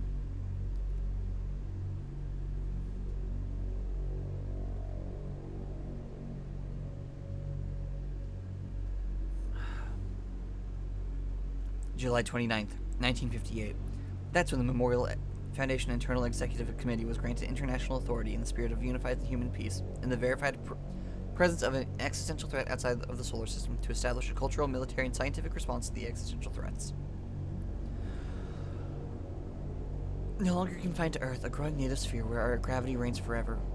Safety, research, and expansion. 3 pillars of Memorial Foundation's space branch will protect Earth from without as it has from within. Free from the old world's gravity, it would be possible to advance science, art, and culture without constraint and join hands, all of Earth finally unified. For Memorial Foundation, protecting humans from other humans through peace on Earth and protecting humans from everything else through war in heaven would fulfill both our agendas simultaneously.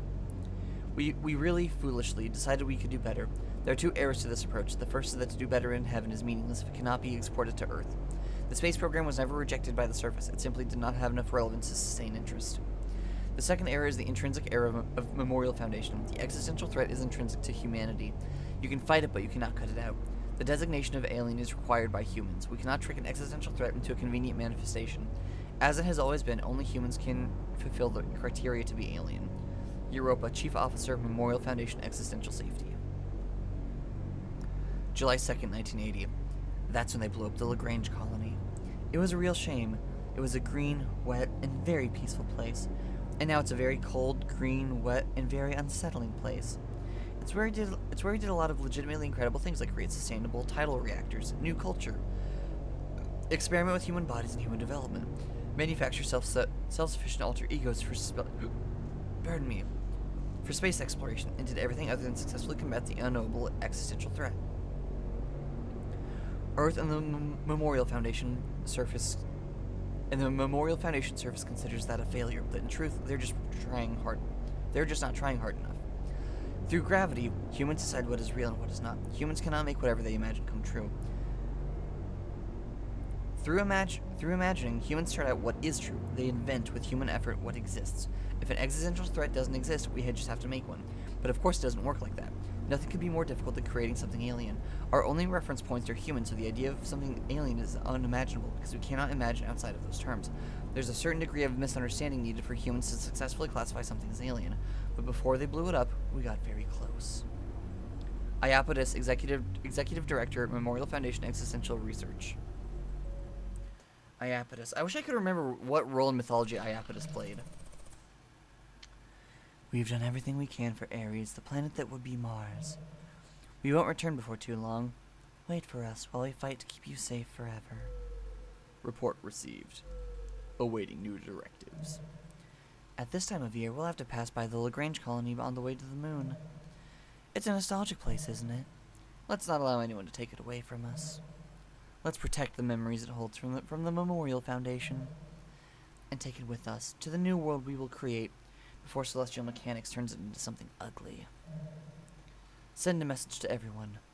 I'll take care of the past, so you can seize the future. Ready for launch.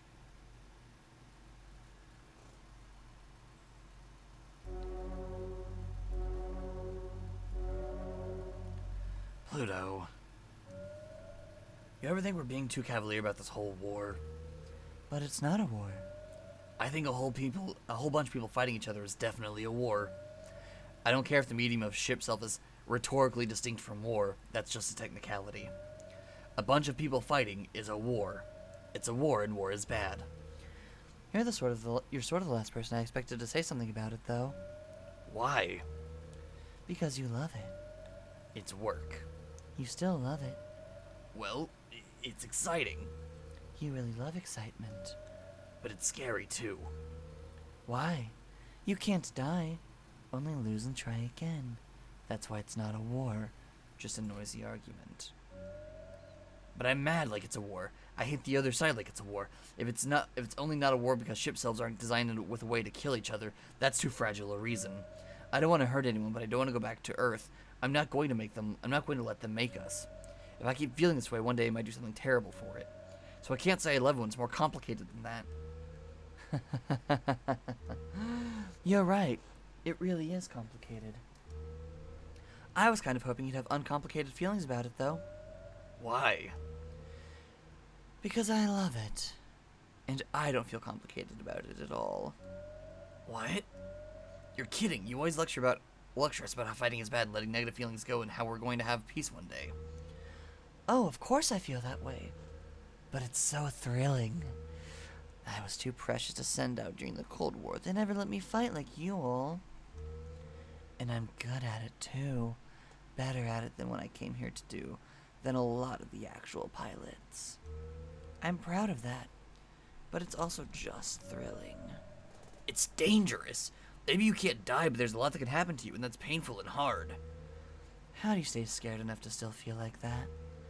I wonder if it's just because it feels so new, or if there's something really wrong with me. I guess that's why you didn't want me fighting, isn't it? It's complicated. I don't want you to get hurt learning that.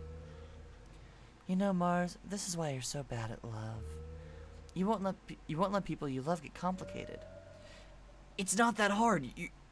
It's not that you're not incredible. It's that you don't deserve. It isn't that you don't deserve to have fun. But what if something terrible happens anyway? Channel closed. Mission select. Continuing to ignore emails. Becoming stars. Let's see.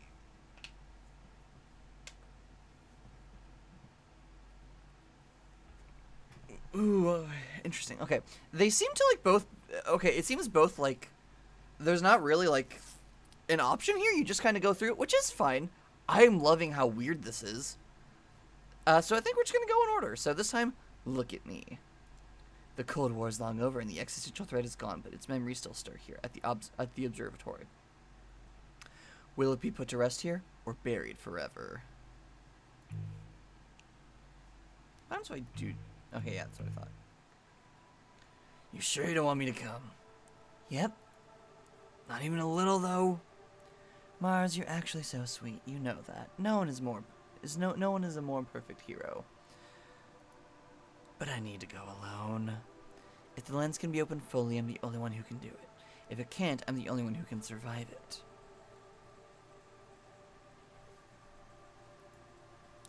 If we can still justify living in space, then this is the only way. Even if it doesn't change how Earth feels about us, it might help make peace in the future. Even if it doesn't, if I can't do this, Mars, I'll never be able to open the gravity well on the moon. I know. Luna Terra's going to stop you, though. I know she will.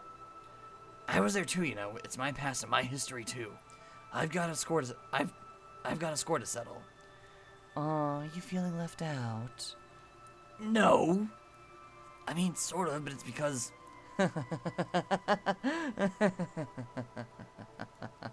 Stop! No, I'm sorry. You are the brightest, most shining. You're making fun of me again. But I'm also praising you. You're honest, and you never fight against what you feel. That's the world we want to be real. I want you to be safe, so you can keep being that for us. But what about her, then? She's a jerk. We've tried so hard for her, and she doesn't care. I'll make sure she's safe. Stop worrying. I'm not worried about her at all. Why is she such an idiot? Why do we keep trying for her sake? I'd go through that much for you. You do go through it for me. I know. But why do you do so much for her when she's like that? Stubborn and ridiculous. Because we're just like that too. The gate collapses in nostalgia and disaster.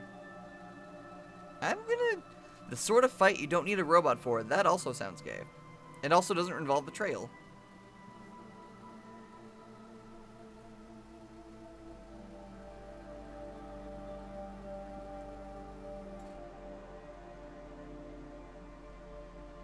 God, I hope my audio balancing thing works for this episode. The observatory's lens, a single eye staring into space, threatening to blink. From the Academy Gardens, every pilot remembers watching the observatory twitch as it focuses on some light years away point searching. A reminder of the battle for Earth they were eternally preparing for, not unsettling but always foreboding. A zero pointed at nowhere. Neither Luna Terra nor Pluto remember who first called it that. Now, in the trembling of the colony's collapsing gravity well, this deck of the wrecked colony where Luna Terra and Pluto meet seems like a moment frozen in time, eternally receding, growing away, always distant, yet never fading. I knew I'd find you here. I knew it would feel like this. But I'm still here. I have orders. I know, dummy. They tell me everything, too. You wouldn't have come if you weren't ordered. I don't know why everyone is expecting I'll be bitter about coming back. I'm not. There's good and bad memories. That's fine. That's fair. I'm older now, and it's that much sweeter thinking about the past from here. It's there and I'm here. I wouldn't go back. Would you? I like being an adult. I don't mind being the aging ace. I don't need a glittering hero. I don't need to be a glittering hero. We fought so hard against the existential threat during the Cold War. Whatever they were, a trick of the light or not, we did good fighting them. We tried our best. That's the practice kids need.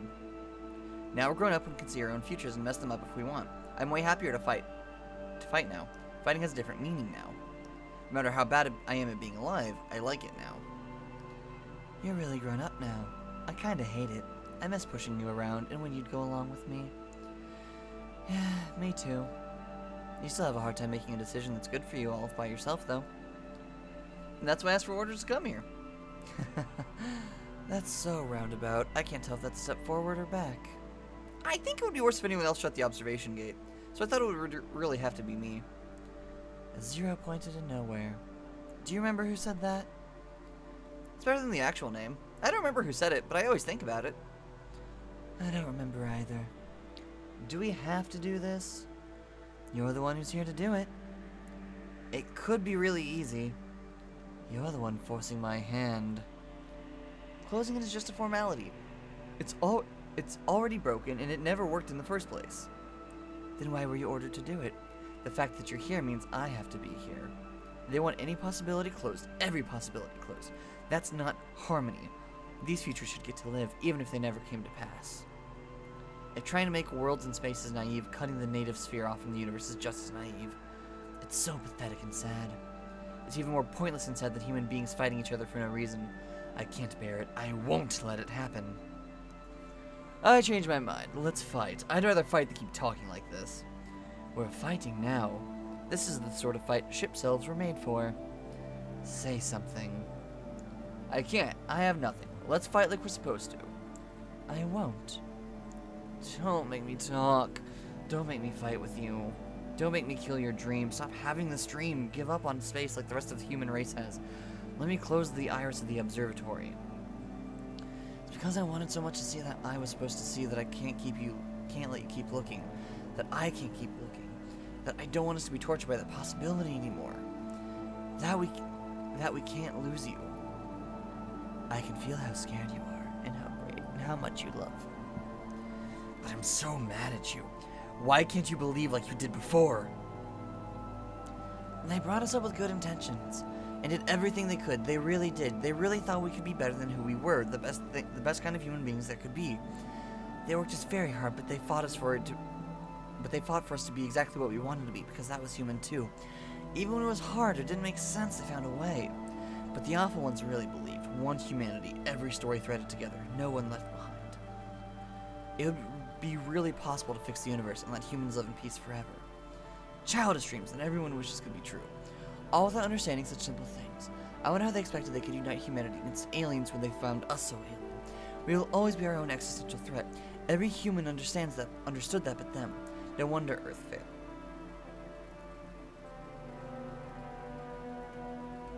Heck, I missed that last line.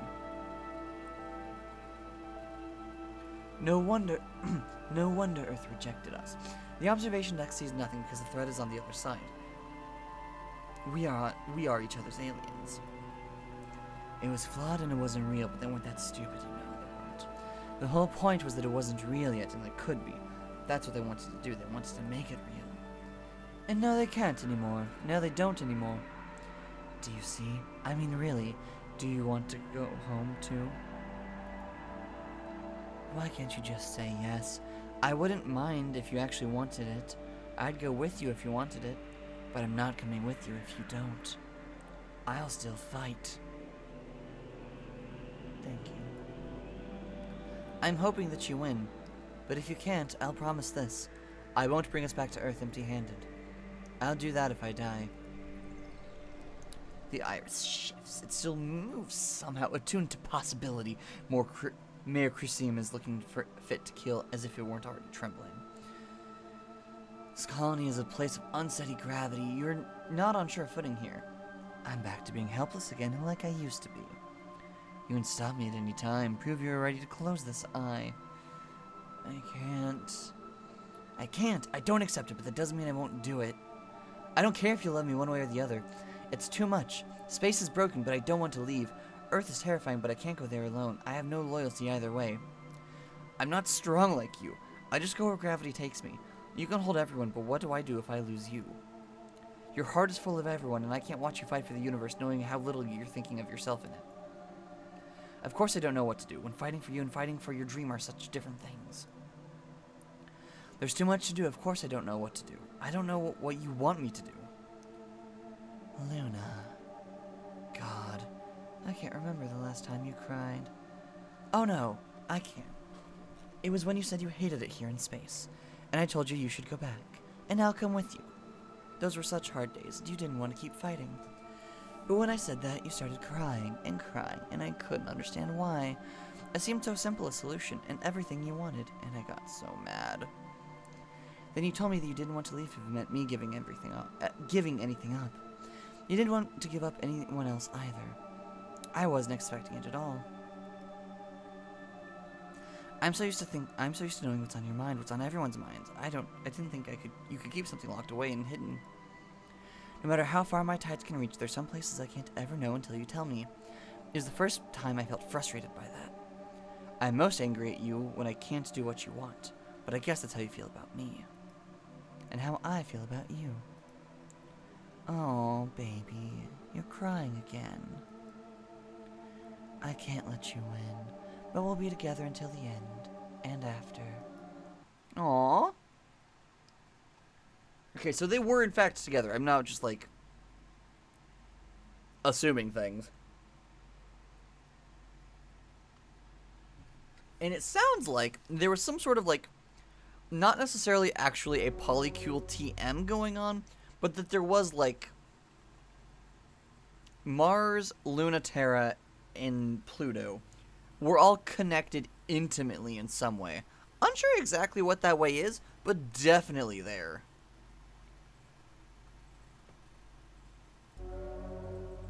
Hey, Pluto. Hey, Pluto, can I ask you something? Clear up your sector first, and then we can talk.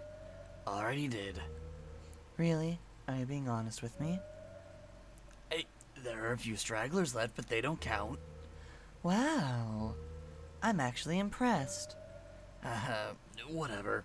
Driving back the ships was simple. They were totally easy. Oh, then I'm not impressed anymore. Hey, why? You just said it was no big deal. It would be patronizing if I was proud of you for doing something easy. You were impressed just a second ago. Empty praise is bad for you. Aw, don't sulk. I'm not sulking. It's hard to impress you. That's not true. You impress me a lot. When have I ever?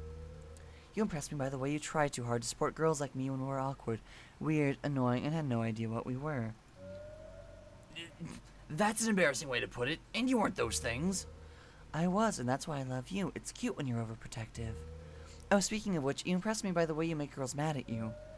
How is that a compliment? They wouldn't get so mad if you didn't make them care. You're so mean. I'm not joking. I mean, what I admire is the way you make it up after you mess up. You mess up a lot, but you say sorry a lot, and you mean it. After, you're different. Not everyone is like that. When you don't change, you still make them feel worth it. That feels not great. You fight a lot, but it's never a war. You never scorch earth, and you always say you're sorry in the end. Not everyone can fight like that. You wanted to ask if we were too cavalier about the war the other day, but you really are the only one who keeps it so unserious. You're so serious about making it serious. Interesting. Channel closed. Ooh, I got some weird resonance on that one. Channel closed. Ooh, that's funky. I like that. Anyway, I'll experiment with that later. Becoming stars. The Lagrange colony is an uninhabitable husk, but Cradle's Graces is still clinging to it, quite literally. Pluto's dreams might collapse under its own weight, or crush Saturn underneath it.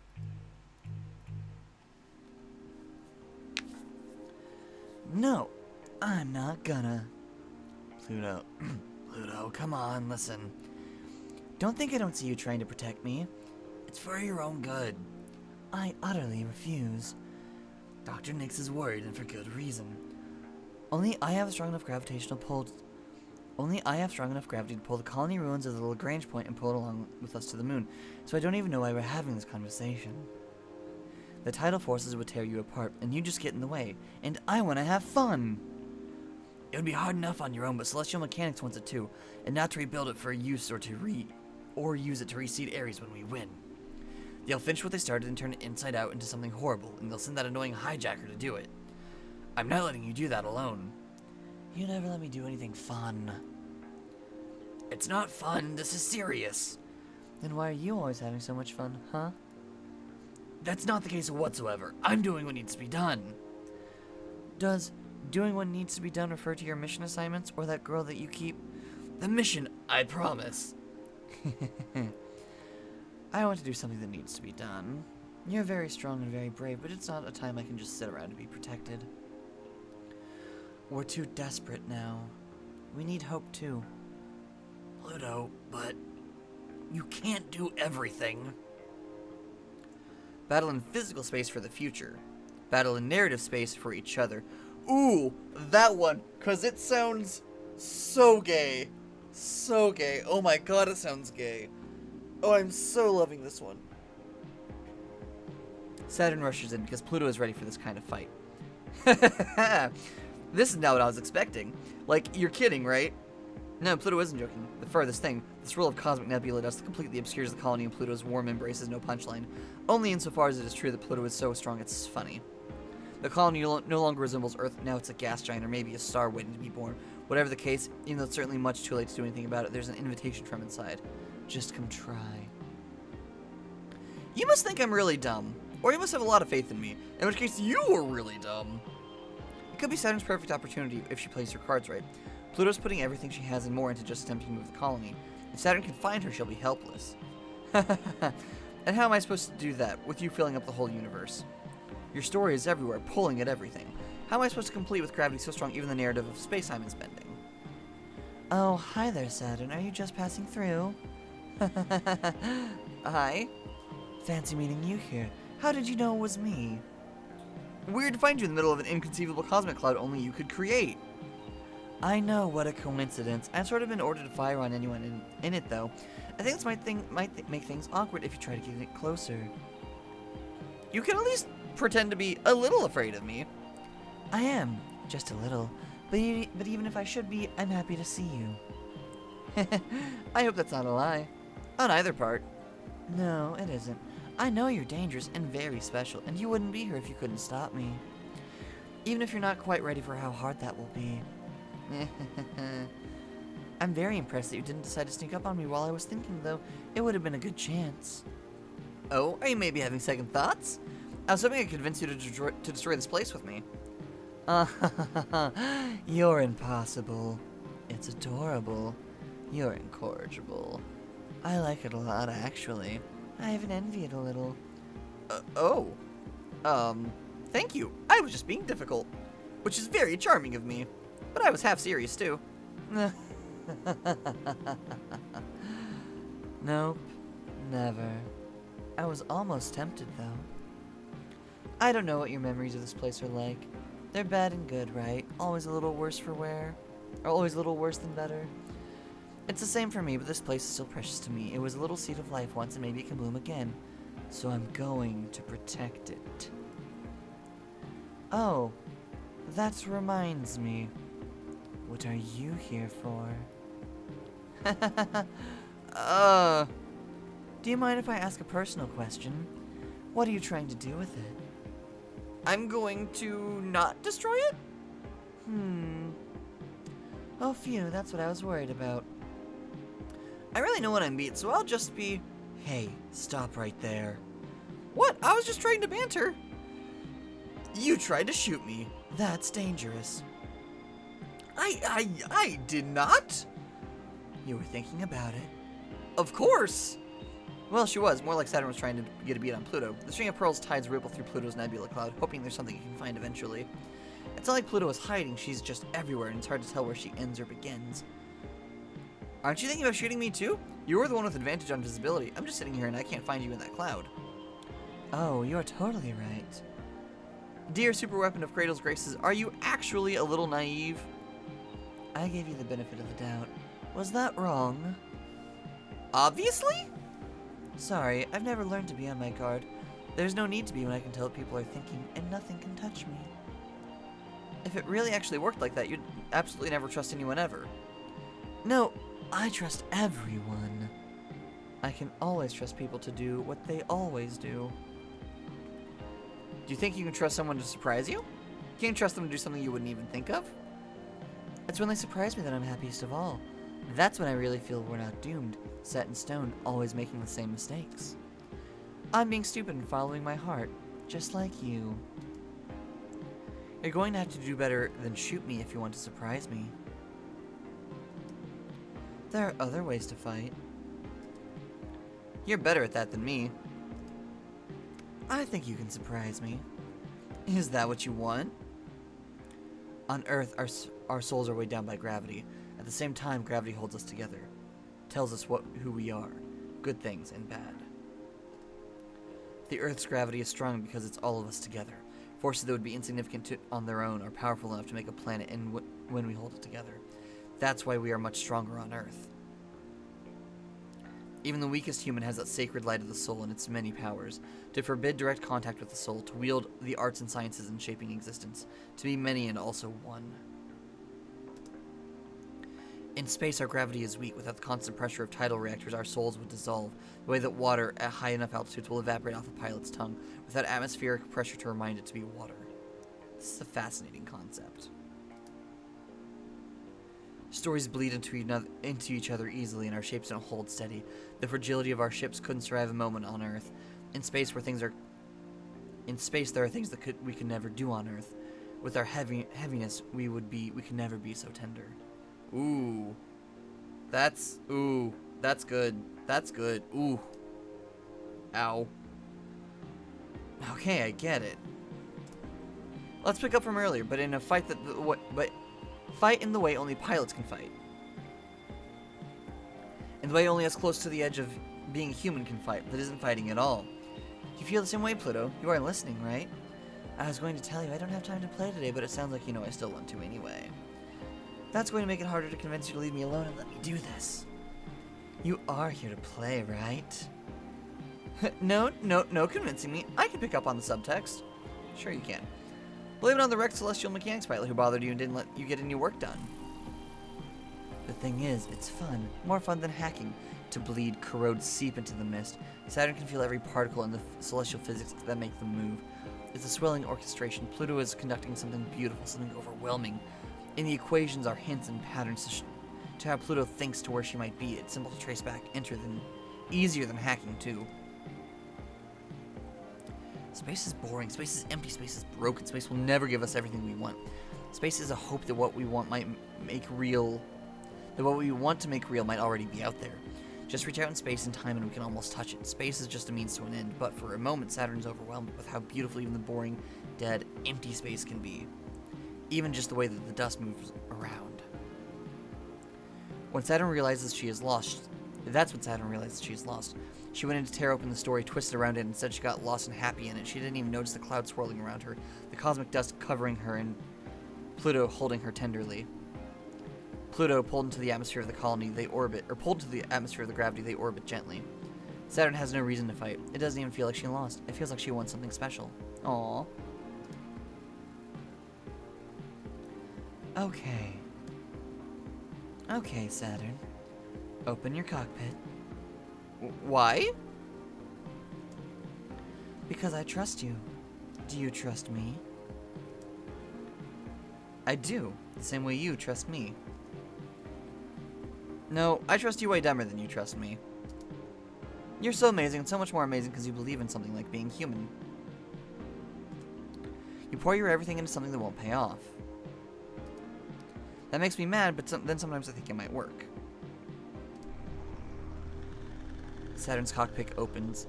Naked guts, exposed circuits. Macula's thumb presses against Saturn in the descended cockpit, exploring. Oh no. You're really hooked in good there. Why would you ever do such a thing to yourself? You don't have to answer. I understand. Your cheek feels human and soft. Oh wow. Suddenly I don't feel like moving the colony much. Gay. Maybe not destroyed any more than it was. Maybe not destroyed any more than it was before will be good enough. Why am I doing this? I need to get back to my post. But you look so nice like this. I want to get closer. Is that okay? Aww. No, I guess I should...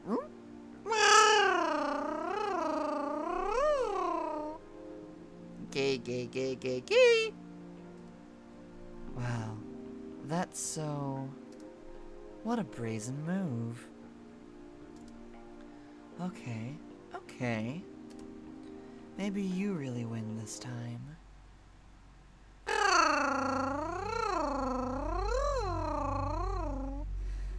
That was so cute. That was so fucking cute. It's January 30th, 1981, and the day is almost here. The deadline to save everyone who came up to space with us, fought with us, and tried to bring everyone up with us. If we shut down the lunar gravity well, there won't be any choice left. The power that keeps our ship selves in check will fall apart, and we won't have anywhere else to go but home. If we kill the dream, no one will die. We really hope that's true. No one should die in space. No one should die, period. No one has to die, because ship self-combat is shimmering missiles of light, cosmic explosions, electricity that sears through the soul. Blade science is impossible for a human to produce. Dances of combat without end. A fight against ideas with toys. Humans would never show that sort of compassion to each other. Earth's answer is a single atomic particle fired at near light speed directly into the cockpit core. a true weapon from a military force. The quickest, most efficient, instantaneous, unavoidable way to kill a human. The most boring way possible to pointlessly die. No drama, no meaning, just nothing. Luna Terra, Memorial Foundation ace pilot. In the end, they might get everything they want, in the way that no one wants. If we open up the lunar gravity well, then we can establish forever another Earth, and maybe another. We can inhabit the whole system, but that will cut humanity into two and more. The distance will be so much further. Everything we have will be even further from them. How much are we going to lose? How much will we never be able to give them? The moon is very close to being part of Earth. It's full of life and humans can live here now. It feels impossible and I don't want to give up. We should break it off forever, shouldn't we? All I want to do is stitch these two humanities together. But if one of us dies as a result, I will keep fighting forever. I will fight forever to keep that precious thing alive. Pluto, Princess of Cradle's Graces. Oh, so she's literally a princess. Oh. I apparently missed that detail. I thought it was like a metaphorical princess thing. Because she's like, so powerful and skilled and everything, like the way that, when someone is like, super special at like school or whatever, sometimes they get called, princess or, whatever, just because they're like, oh, you're so special, aren't you, princess? Like, that sort of thing.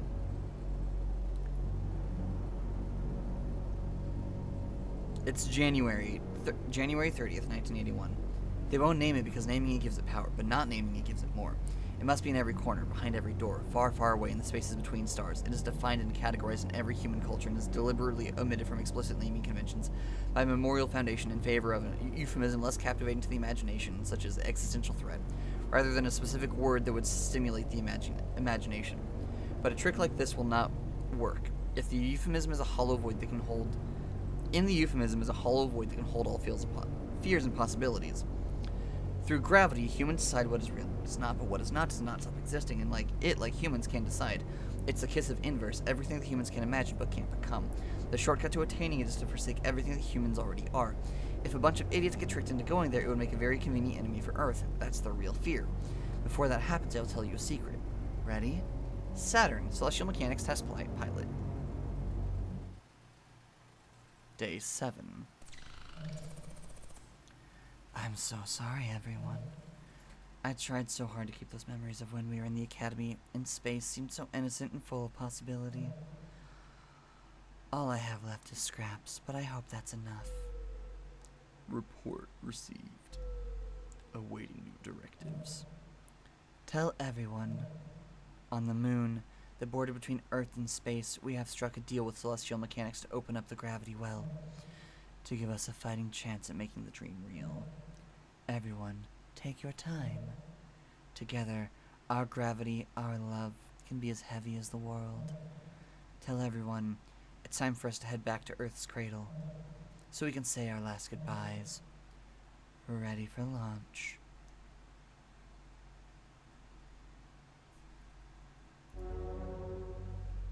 Woohoo!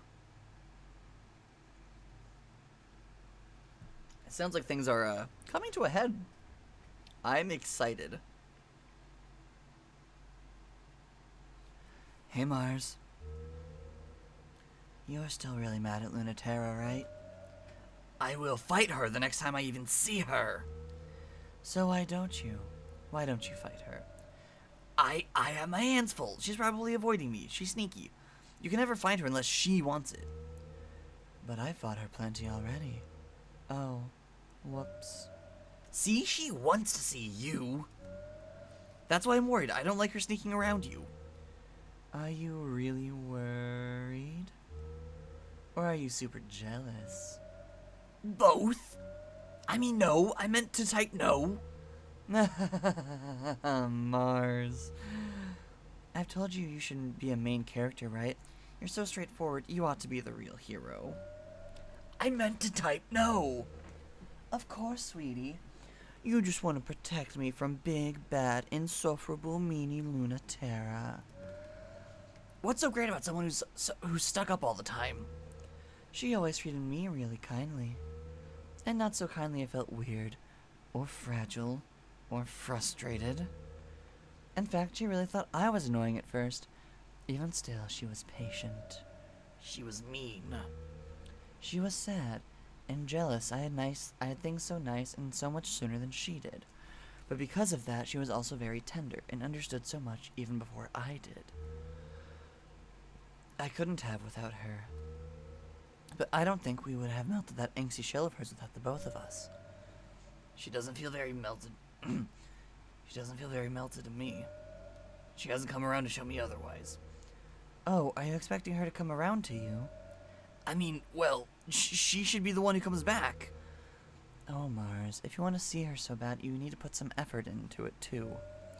Why should I when she betrayed us? One of you two has to stop being stubborn, or you'll never make up. Channel closed. No, nothing feels so urgent I should need to read it now. Give me the moon. It's time to move to the future, peacefully or painfully. No factions, no dreams, just two girls lost and entwined in the warm summer of the moon's day. The acceleration due to gravity. Celestial mechanics and Cradle's graces have one thing in common, and that's escaping Earth's gravity. To do that, they need Saturn and Pluto to work together to corrupt the lunar gravity well. It's an opportunity for one to get the upper hand over the other, but they're not thinking about it politically. Ooh! These both sound... Oh, I'm so excited. Oh, fucking hell. Yes, good. Give me the moon. I need a new moon. I lost mine. What are you doing here, Pluto? There's no mission. Are you going out? Just for a little while. Did you want to stop me? No, I'm getting a little better at not worrying about you. Even though you are? I'm trying, okay? Nyx is worried, isn't she? If you want to slip out for a minute, she'll be mad. I know. Especially if it's to see Lunaterra. I keep not being her perfect girl. She always thought Lunaterra was a bad influence. She's not wrong. I just want to try one more time. To bring her back? What if she takes you instead? Maybe that could happen too. Don't say that. I wouldn't mind. Maybe I don't want to be the one to lead anymore. Mars. Mars. Why is everyone so obsessed with me? Why does everyone want to save me? Why isn't anyone strong enough to actually do it? Why do they think I'm strong enough to pull them up instead? I'm nobody. You don't have to be strong. That's a lie. Of course I have to be strong. Who else is going to pull me up? Even you don't know how. I don't have any talent. I don't have any skill. I just never said no. I can't, and that's too much. I don't know how. I just couldn't ever say the words. So I just kept doing it, even though... Hey. It's okay. It's not... Okay, it's not okay. It hurts. It's bad. You suck at making me feel better. Excuse me. I love you. Me too. Come on, go. Make up and forgive. Ooh.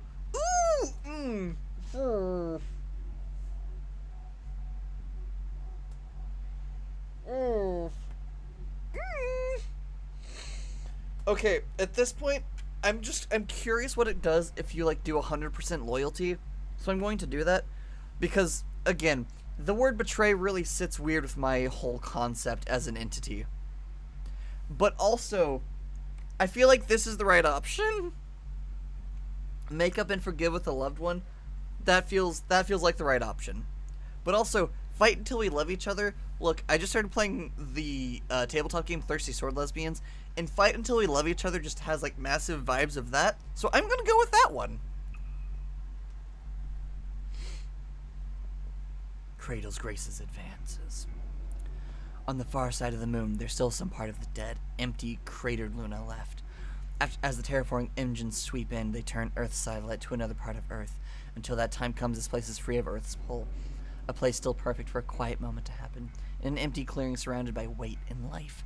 It's a perfect place for them to fight like ships do. The fighting that ships do, not the fighting that people do. In the naked sunlight and nothing else, Pluto looks so beautiful, spinning tiny galaxies with crude macula, the way she always meant to. Of all the prototypes she piloted over the years. None suited her like this, from the awkward and embarrassing creature she used to be, to the woman who promised Earth there could be a new type of human. No longer the priceless tool of selfish adults, the pawn of space's dreamers, the princess who can remake her body out of tidal forces and stardust. She's just Pluto.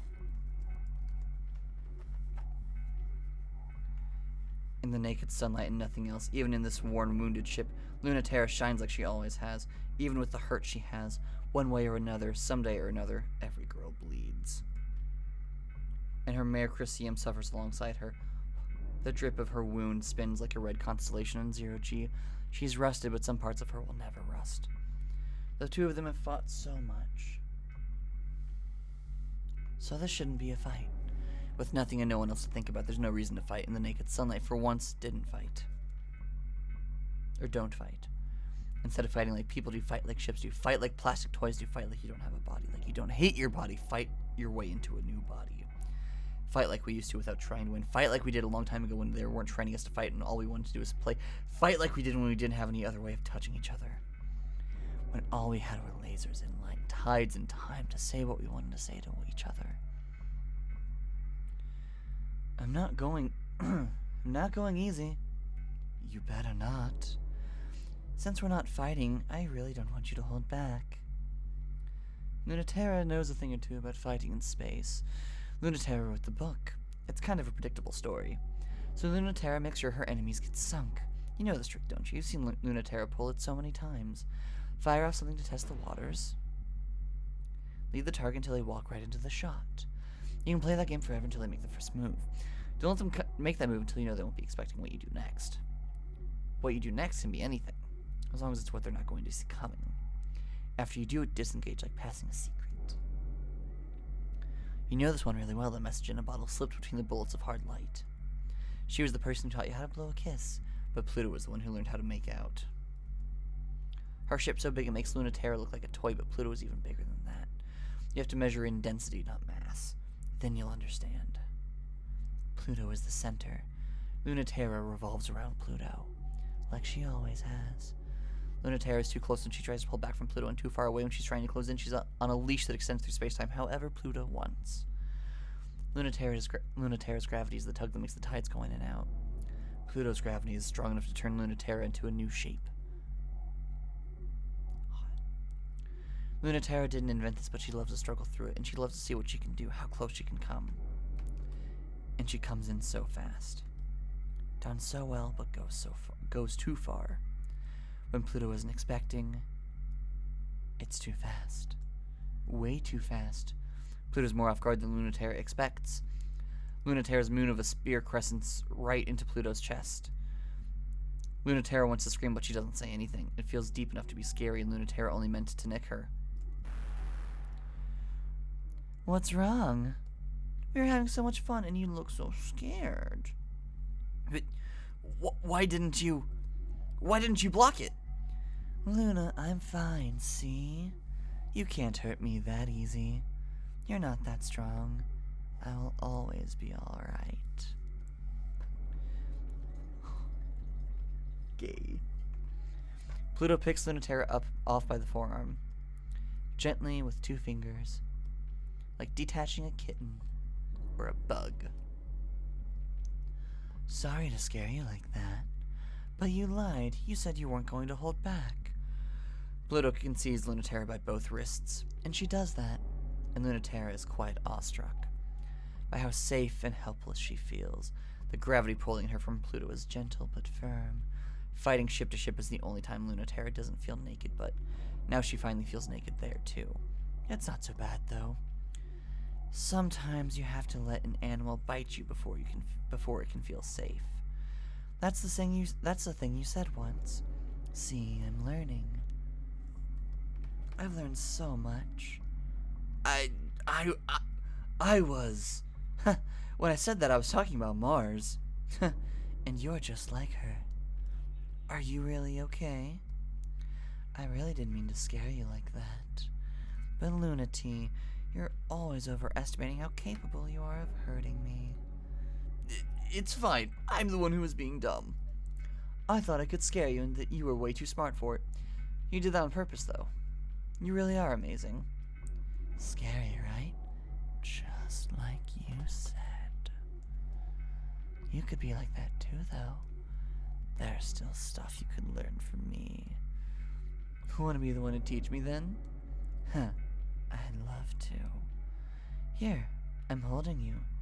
Can you feel this? I'm trying.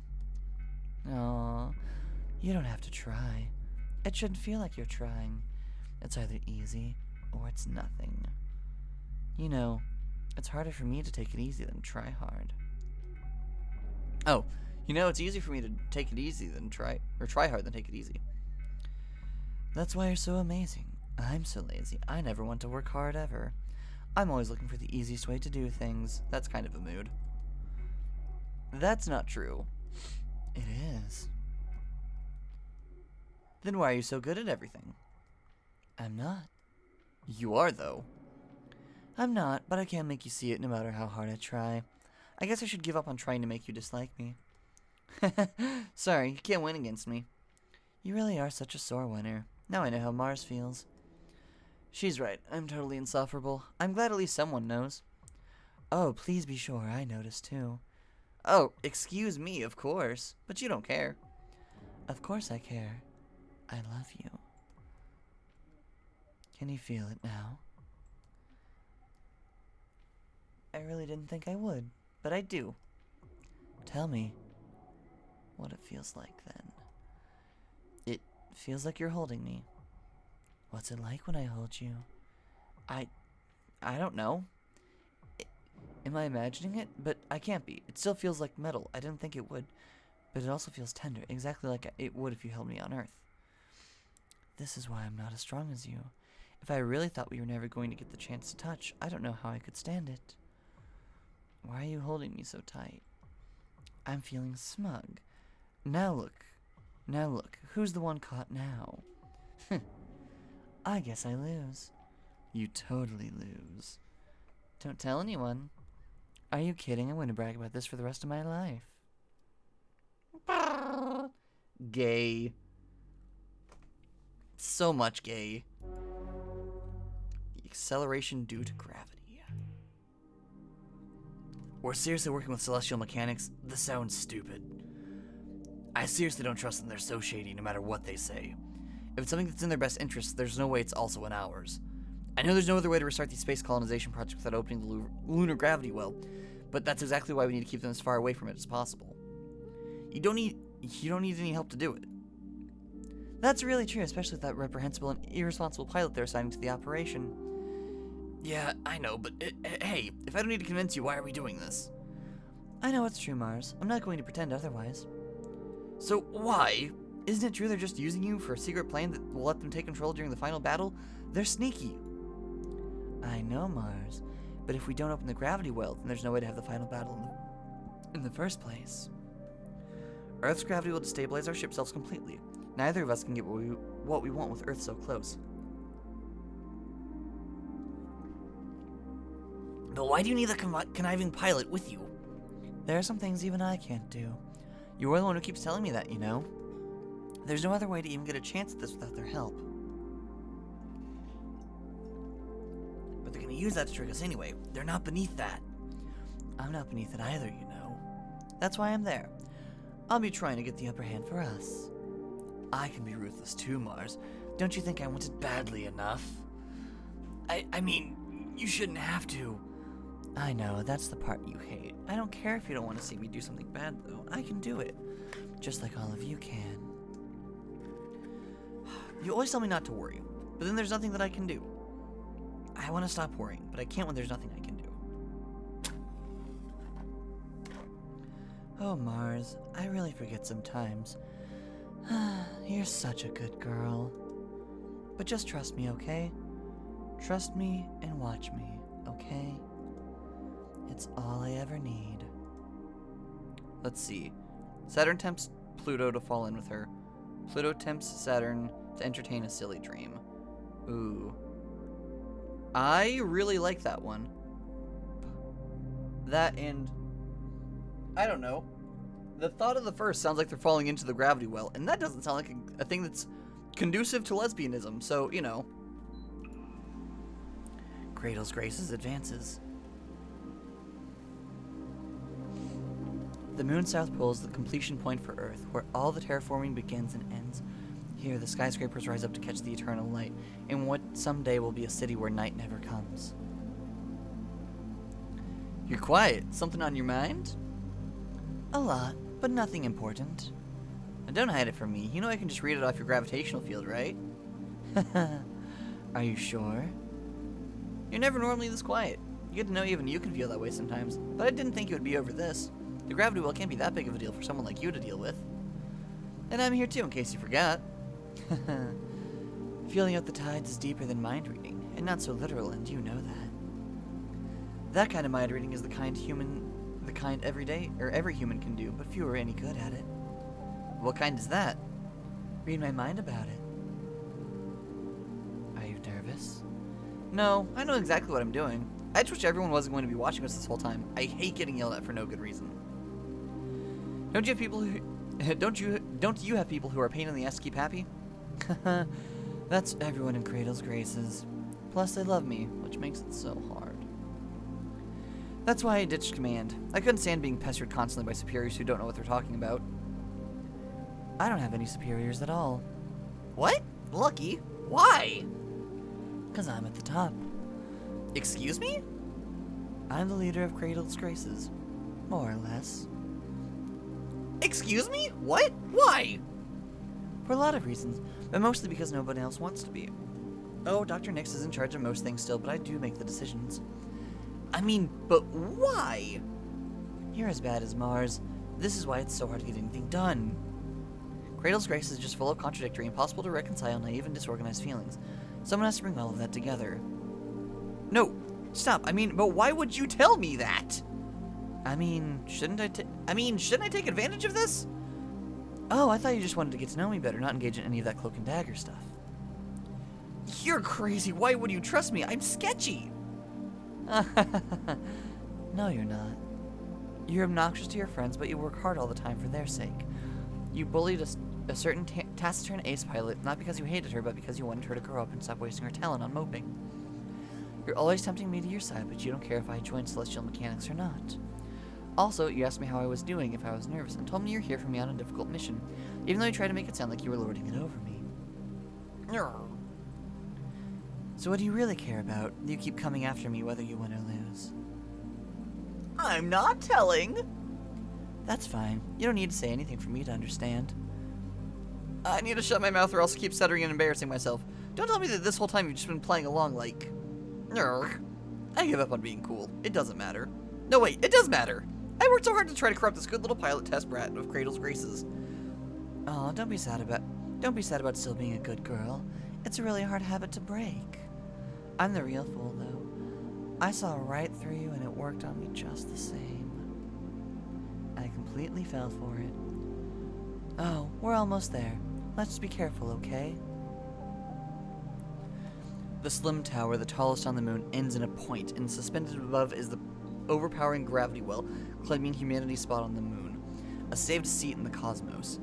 It'll fall inert to the surface when the culture is so fully rooted in the moon that the planet will produce It'll fall inert to the surface when culture has so fully rooted in the moon that the planet will produce a true human gravity. Then this body will no longer be Luna, but fully and truly the moon, just as Terra became Earth when humanity was born there.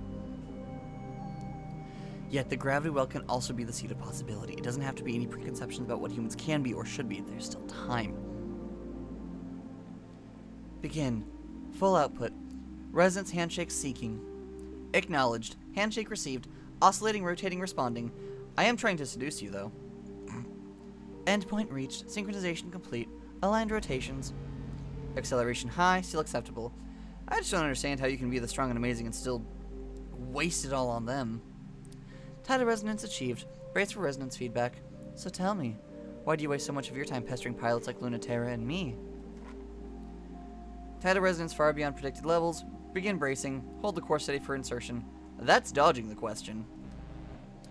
Waves crashing. Intensifying resistive force. It's not. You're not really any different. You care what happens to everyone in space, too. Even fools like us deserve a chance at what they want. The part that makes me angry is how they won't just take what they want. If Earth has abandoned us, why go through so much trouble to reconcile with them? Resistance is incredible. The core's Resistance is incredible. The core's hyper suspension is refusing to decouple. Maximum output. Bending space / culture / time. Dilating... Actually, no. Bending space, culture, time. Dilating possibility. Leaving humanity behind out of spite just to prove how much you don't care about them makes it sound like you maybe actually do care about others. But it is really cute how you're trying. I am loyal to us. That's all. The space orphans, the lab girls, and fuck everyone else. No love lost, none owed to anyone else. That's what I'm the leader of. Beginning insertion. Breaking through 50th breaking first through 50th seals. I want a breakup. If humanity wants us back, they should come crawling and beg us to forgive them. You of all people shouldn't be the one saving them. Rapid destabilization. Action needed. Are you fully okay with all of us in space having a chance at that future but no one on Earth? I of all people know what it would be like to never have that. But breaking seals 50 through 1000. Requesting overload. Bypass permission. I'm not a good and noble person. My heart's not big enough. Attempting again. Fine. Here's a real secret, just for you, okay? Since you told me yours, I would never forgive the world. But if my master plan doesn't work, I'd follow you wherever. Bracing, gravitational output maximum. Thank you. Wait, did I do the wrong voice for that one? Shit.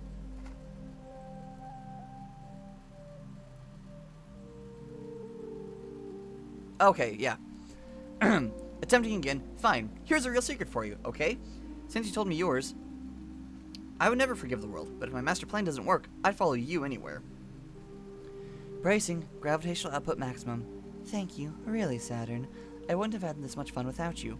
Thanks for giving me room in your heart. Less dramatic status updates that sound like you're gonna die. Core pierced, heavy damage to upper arm, insertion activating. Sustained damage increasing, holding until countdown begins. For being so stubborn, even so you make me falter just a bit. Just a little. I can't be that invincible. I'm just a little lab brat. Reaction confirmed. Are you ready? For everything? Saturn, confirm rush limit escape. Negative, it's messing up the math. Calculations keep changing. Immediate escape is necessary before the micro black hole is formed. Can't. Calculating. Focus on my voice. It's not time for you to join the inverse yet. Gravity, like a warm embrace, and not just mine, wants you here. Back to your home and mine. Almost. All the equipment is destroyed. Both of them are badly damaged, but they're not dead. And the tiny black speck pulsing within the containment field. A strange gravity washes over the moon, and many things are possible. A leveled playing field, a new playground. Day 9. We did it! You did it. I can't believe it. Pluto, you're there, right? Pluto, can you turn on the monitor? Not right now. Hi, Dr. Nix. What can I do for you? More powerful than I ever imagined. I was never optimistic. But you made me more optimistic than I ever could have imagined. That alone is me believing truly it was worth it. And yet I've never heard you say it. Have you? I have fought so hard every day for it. Of course it's worth it. But you don't say it or express a certain kind of joy in it. Have you noticed that? It's supposed to be joyful, isn't it? I'm proud. I'm holding everything, even though it's very, very hard. My heart and soul is in it. Isn't that obvious? What's wrong now? No, but not like that. It was supposed to be a joy. You're feeling guilty again, aren't you? I told you there's no need for that. It's not helping. And I don't need it. Instead, I just have to reassure you. All over again. That's more work for me. Let me just rest instead. Then I'd be happy. No, it matters, don't you understand? There can't be a sacrifice one for the other. Happiness for everyone and no one left behind. It's supposed to mean no one, not even you. You're the one who taught me everything. Maybe you should have taught me what that was supposed to feel like. Oof.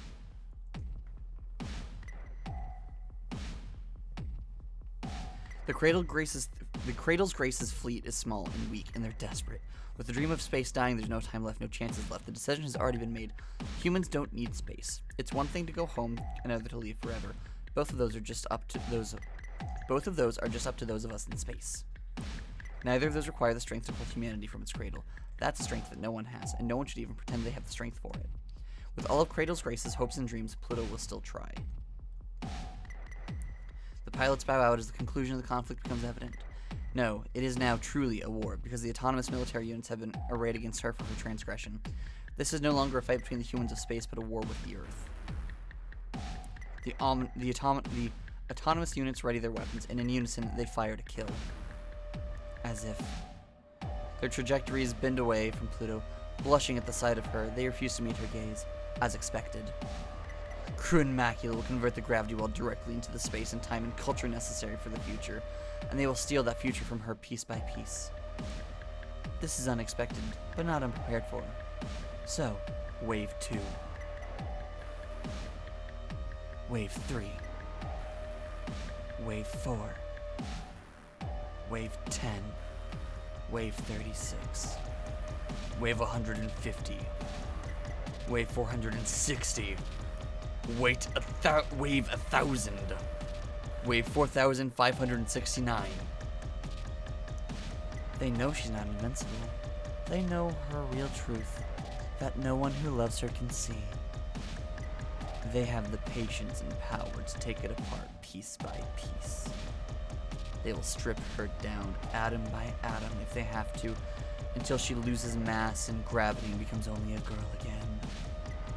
Pluto wouldn't mind if they were trying to kill her, but they have a much more important thing to kill.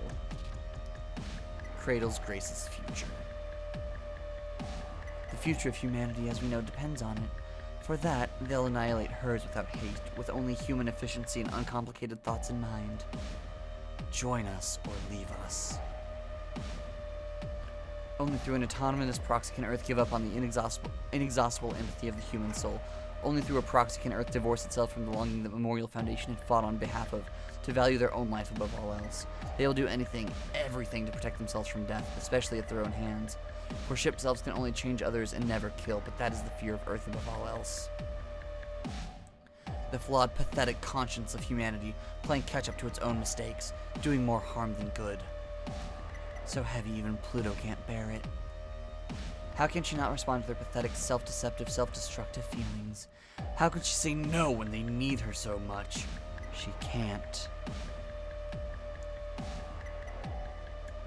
Acceleration tearing through space-time, crashing through the autonomous units at impossible speed.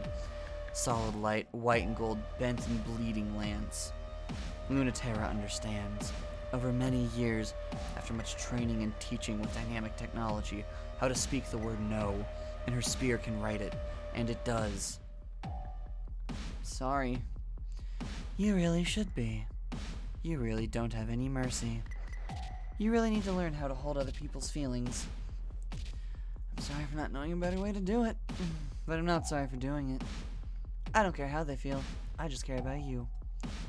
The autonomous units fall into disarray. They don't know how to match her speed. Lunaterra rejects their attempts to comprehend her. You're the worst. What am I going to do with you? I didn't even want you to do that. Sorry, I did what I wanted to. You can do the same for me, even in my foolish future. They can pull on her empathy for Earth. They can also tug her desire to be free. And celestial mechanics has so many ways. This one is called Eversion Impulse. Iapetus despises fighting. He never wanted to develop the ship selves. He would prefer a simpler and less vulgar solution that didn't require bodies at all, of any kind. He's the first betrayer of celestial mechanics' dream for a new kind of body. But he understood it because everyone can understand the dream to leave these bodies. And that was the name he gave to the instinct that drives humans to abandon what is for what could be. The inside-out impulse. There's still time for his masterwork. Pluto can be that linchpin if she's pushed far enough, and the gravity well's Schwarzschild radius expands to the point at which she cannot escape. Past the limit at which point humans can no longer exchange information. Past the limit by which it becomes impossible to regard each other as human. Iapetus loves win-win scenarios. Humanity's discarded children will be free of their obligations to be human. Humanity will have a physical, unified enemy to chase through their pursuit of space. And Iapetus will have sown the seeds of a single, binding, unified culture theory. A white void that will bend the universe to a single set of physical laws. A simple process of autonomous drones injecting degenerate mass into the gravity well is all that is necessary, as long as Iapetus holds Pluto off personally in his Racconview Terra. He even has a plan for Saturn, should she choose just this moment to betray him. A perfect plan. Like deactivating my access permissions remotely through a back door? Overwhelming me with the mass production String of Pearls series? Inverting my gravity reactor through the Racconview Terra's albedo separation system? Oh, and even more plans than that. You're really so predictable. Alert, attempting backdoor access to ship self-String of Pearls. Of course you'd have a solution for every contingency. You're so stupid. I don't have to outsmart every single one of your genius ideas. Sortie orders are fielded for String of Pearls series 01 to 13. Racconview Terra is designated as the primary targets. Just one of them should be more than enough, but I really thought you deserved their full attention. Hey Pluto, unlike LT, I'm not even the slightest bit sorry. It is extremely dumb to fight for a stupid future all by yourself. So thank me from the bottom of your heart for coming to believe in it with you. Praise me for obeying what you never asked me to do. Love me for believing in you. Of course. I really, really do. All my love and thanks and praise is for you. I won't even pretend to be mad at you. Not like Lunaterra, then. I am still connected. We know. We know. Back to the topic at hand. It's the final battle, Lunaterra. There's no room for retreat. Oh no, so bad for her. We really should. You think the end of the world is enough of an excuse to change the subject? It should be. It won't be the end of the world. The gravity well is open, but it's not sustainable for long. Whatever you're planning, you need to do it soon. You are both so precious to me. And you should know that even together you cannot stop me. Hey, don't just ... I thought you were going to convince her. I have to do this, because I believe in it too. But Dr. Nyx was willing to sacrifice the Earth, and I'm not. No matter what it costs. Cradle's Graces never wanted independence for space. They wanted all humans to embrace it. The solution is to destabilize Earth's gravitational field until human life is no longer possible there, and force adaptation to space. Saving humanity against their own will, and maybe destroying yourself in the process. No way. Nyx doesn't know what she's talking about. You're throwing yourself away on a dream that won't come true. And you were chiding me for not going in my own future. The possibility lines have closed. There was no chance of a good future since before we started. It's too sad. That's why I have to stand with Dr. Nyx's dream. Humans deserve some kind of real hope, and this is as close to it as I can offer her. Well, how mad will you be at us if we stop you? I'd never be mad at you, even if you could. But for humans to be caught halfway between space and the Earth is the worst of all bad futures. It will split us in half, and that will mean war. It's the future of eternal war, of true war, not this where zero-G keeps our bodies immortal and unrestricted. I mean, if we really did declare independence from Earth, wouldn't they see how cool we are and come up anyway? It's their choice, you know. You can't make it for them, that's their problem. You two really put up a fight. For a moment, I almost believed you. I really thought you might be able to stop me. Mercurium's spine is broken. The String of Pearl is subdivided into so many components, its reassembly time is weeks out. Can't blame us for trying. I wouldn't have been able to do anything else. I really hate this. It's time to... The interfacer is... broken? Thank God, I thought you missed. You didn't make that shot easy. I can't control the lunar gravity event anymore. I don't know what's going to... What can I do? Sorry, we didn't think that far ahead. We just wanted you to decide. Not Dr. Nyx. If you can't have everything, what's the thing you really want? I don't know what kind of future we're gonna get. I'm not working with much. Anything you do is fine, if it's you. Don't listen to her, just figure something out that doesn't suck. The three compress, redivide, expand. The simplest childish thought grasps Pluto, bubbles up with energy, says before she can stop herself. Oh! I want us to be together forever. In our beautiful shapes in space, free. with everyone. Of course it isn't possible. Not enough people will believe in it. Earth is the primary body of the system, and the medium point between our gravity and its gravity is still deep within the Earth. If they cannot pull us down anymore, that will never happen. We are still in space, and the future is uncertain if we can even sustain it, but I declare war on the Earth. Come get us again. Come find us again. Aww. I dare you, I challenge you to prove it once again. What foolishness humanity will happily oblige if they find their autonomous troops are crushed before they can reach us. Humanity will have to fight us again, on our terms this time. Fight us like children fight again with bodies of plastic. Pretend. If you want to fight us, you'll have to be like us. You didn't have to give me this chance. Actually, I was worried you were going to try to save me from it. I was hoping you would. Or was I hoping you would? Aw, you're sweet. I wouldn't hate you if you did save me from it. But it's not because I want that future more. I have to get you ready for the future that's terrible. But it will be the future with the greatest hope. I really believe that.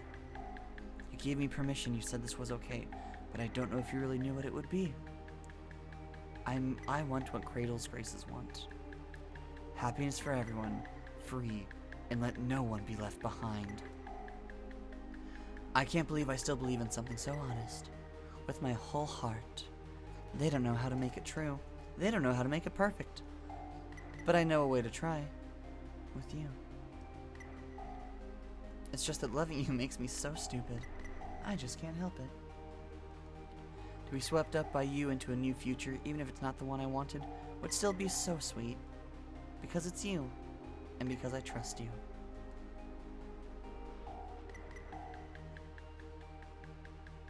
Aww. There might still be more today.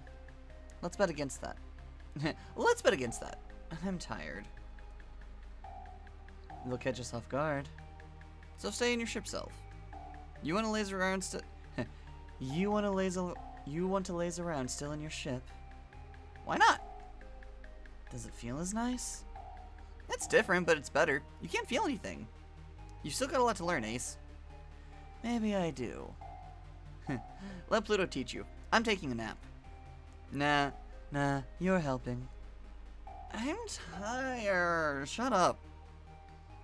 So she says, but when she stretches out on the yellow-red carpet of Venus's jungles, she doesn't go so instantly to sleep. There's room for both of them on Pluto's lap, which is an advantage of living in your ship self. You can do things you normally couldn't, even if other things are harder. Harder doesn't mean impossible. It just means you have to work for it to figure out how to make it work. Learning a new language that your body speaks. Moments like these are rare since we began a war against Earth, though we're quick to remind each other it's not really a war, the way war used to be. Not the hard clash of steel and lead, but the pliant pressure of plastic and light. Venus's heat melts their metal before they can make it here. When Earth wants to fight, they have to send softer bodies after us. The punishment we deserved for being unable to reconcile in this half-real solar system. The forests are still struggling on Mars, but we're trying hard, and the jungles of Venus are growing so nicely, except they're too wild to give us room. The silicon mosses that grow along the rings of Saturn allow for a very fragile, delicate sort of life. We love these places anyway. They're becoming more and more like home. All we need are more of us. And they come, descending in waves trying to take us back. We beat them back every time, and sometimes one or two look around and decide, I'd rather stay here. And then there's more of us. Sometimes they succeed and take one of us back home. That's just as fine as with us. We should go where we wish, live as we wish. And if our sisters get taken home, they bring back a small part of us back to the Earth. That can't go unchanged. Like Pluto always said, this future no one wanted is the only future that leads somewhere. A future that she couldn't hold and still can't hold, but she doesn't need to. We are holding it with her. We are holding it together.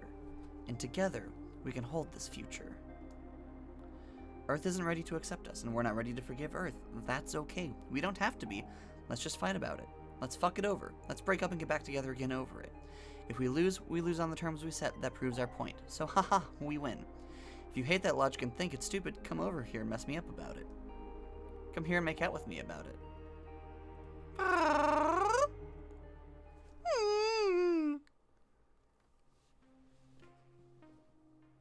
That was so good and gay! That was so weird and twisting and confusing and abstract and weird and odd, but I love it so much. That was beautiful and gay and sweet and precious and just, honestly, everything I wanted. Honestly, I think once Pride Month wraps up, I think this might be my next long series, because I am curious, you know, if Heaven Will Be Mine.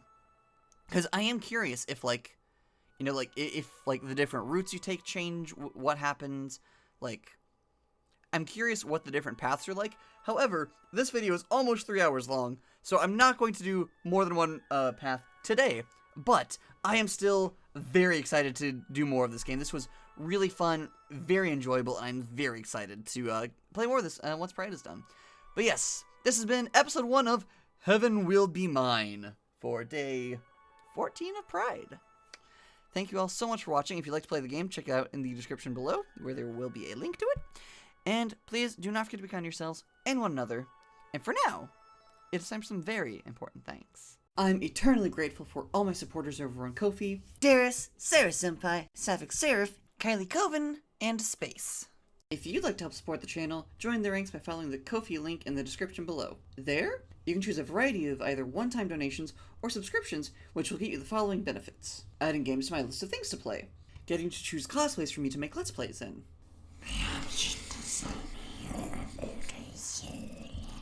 access to the subscriber-only Discord server, and much, much more. As always, don't forget to hydrate, masticate, and medicate.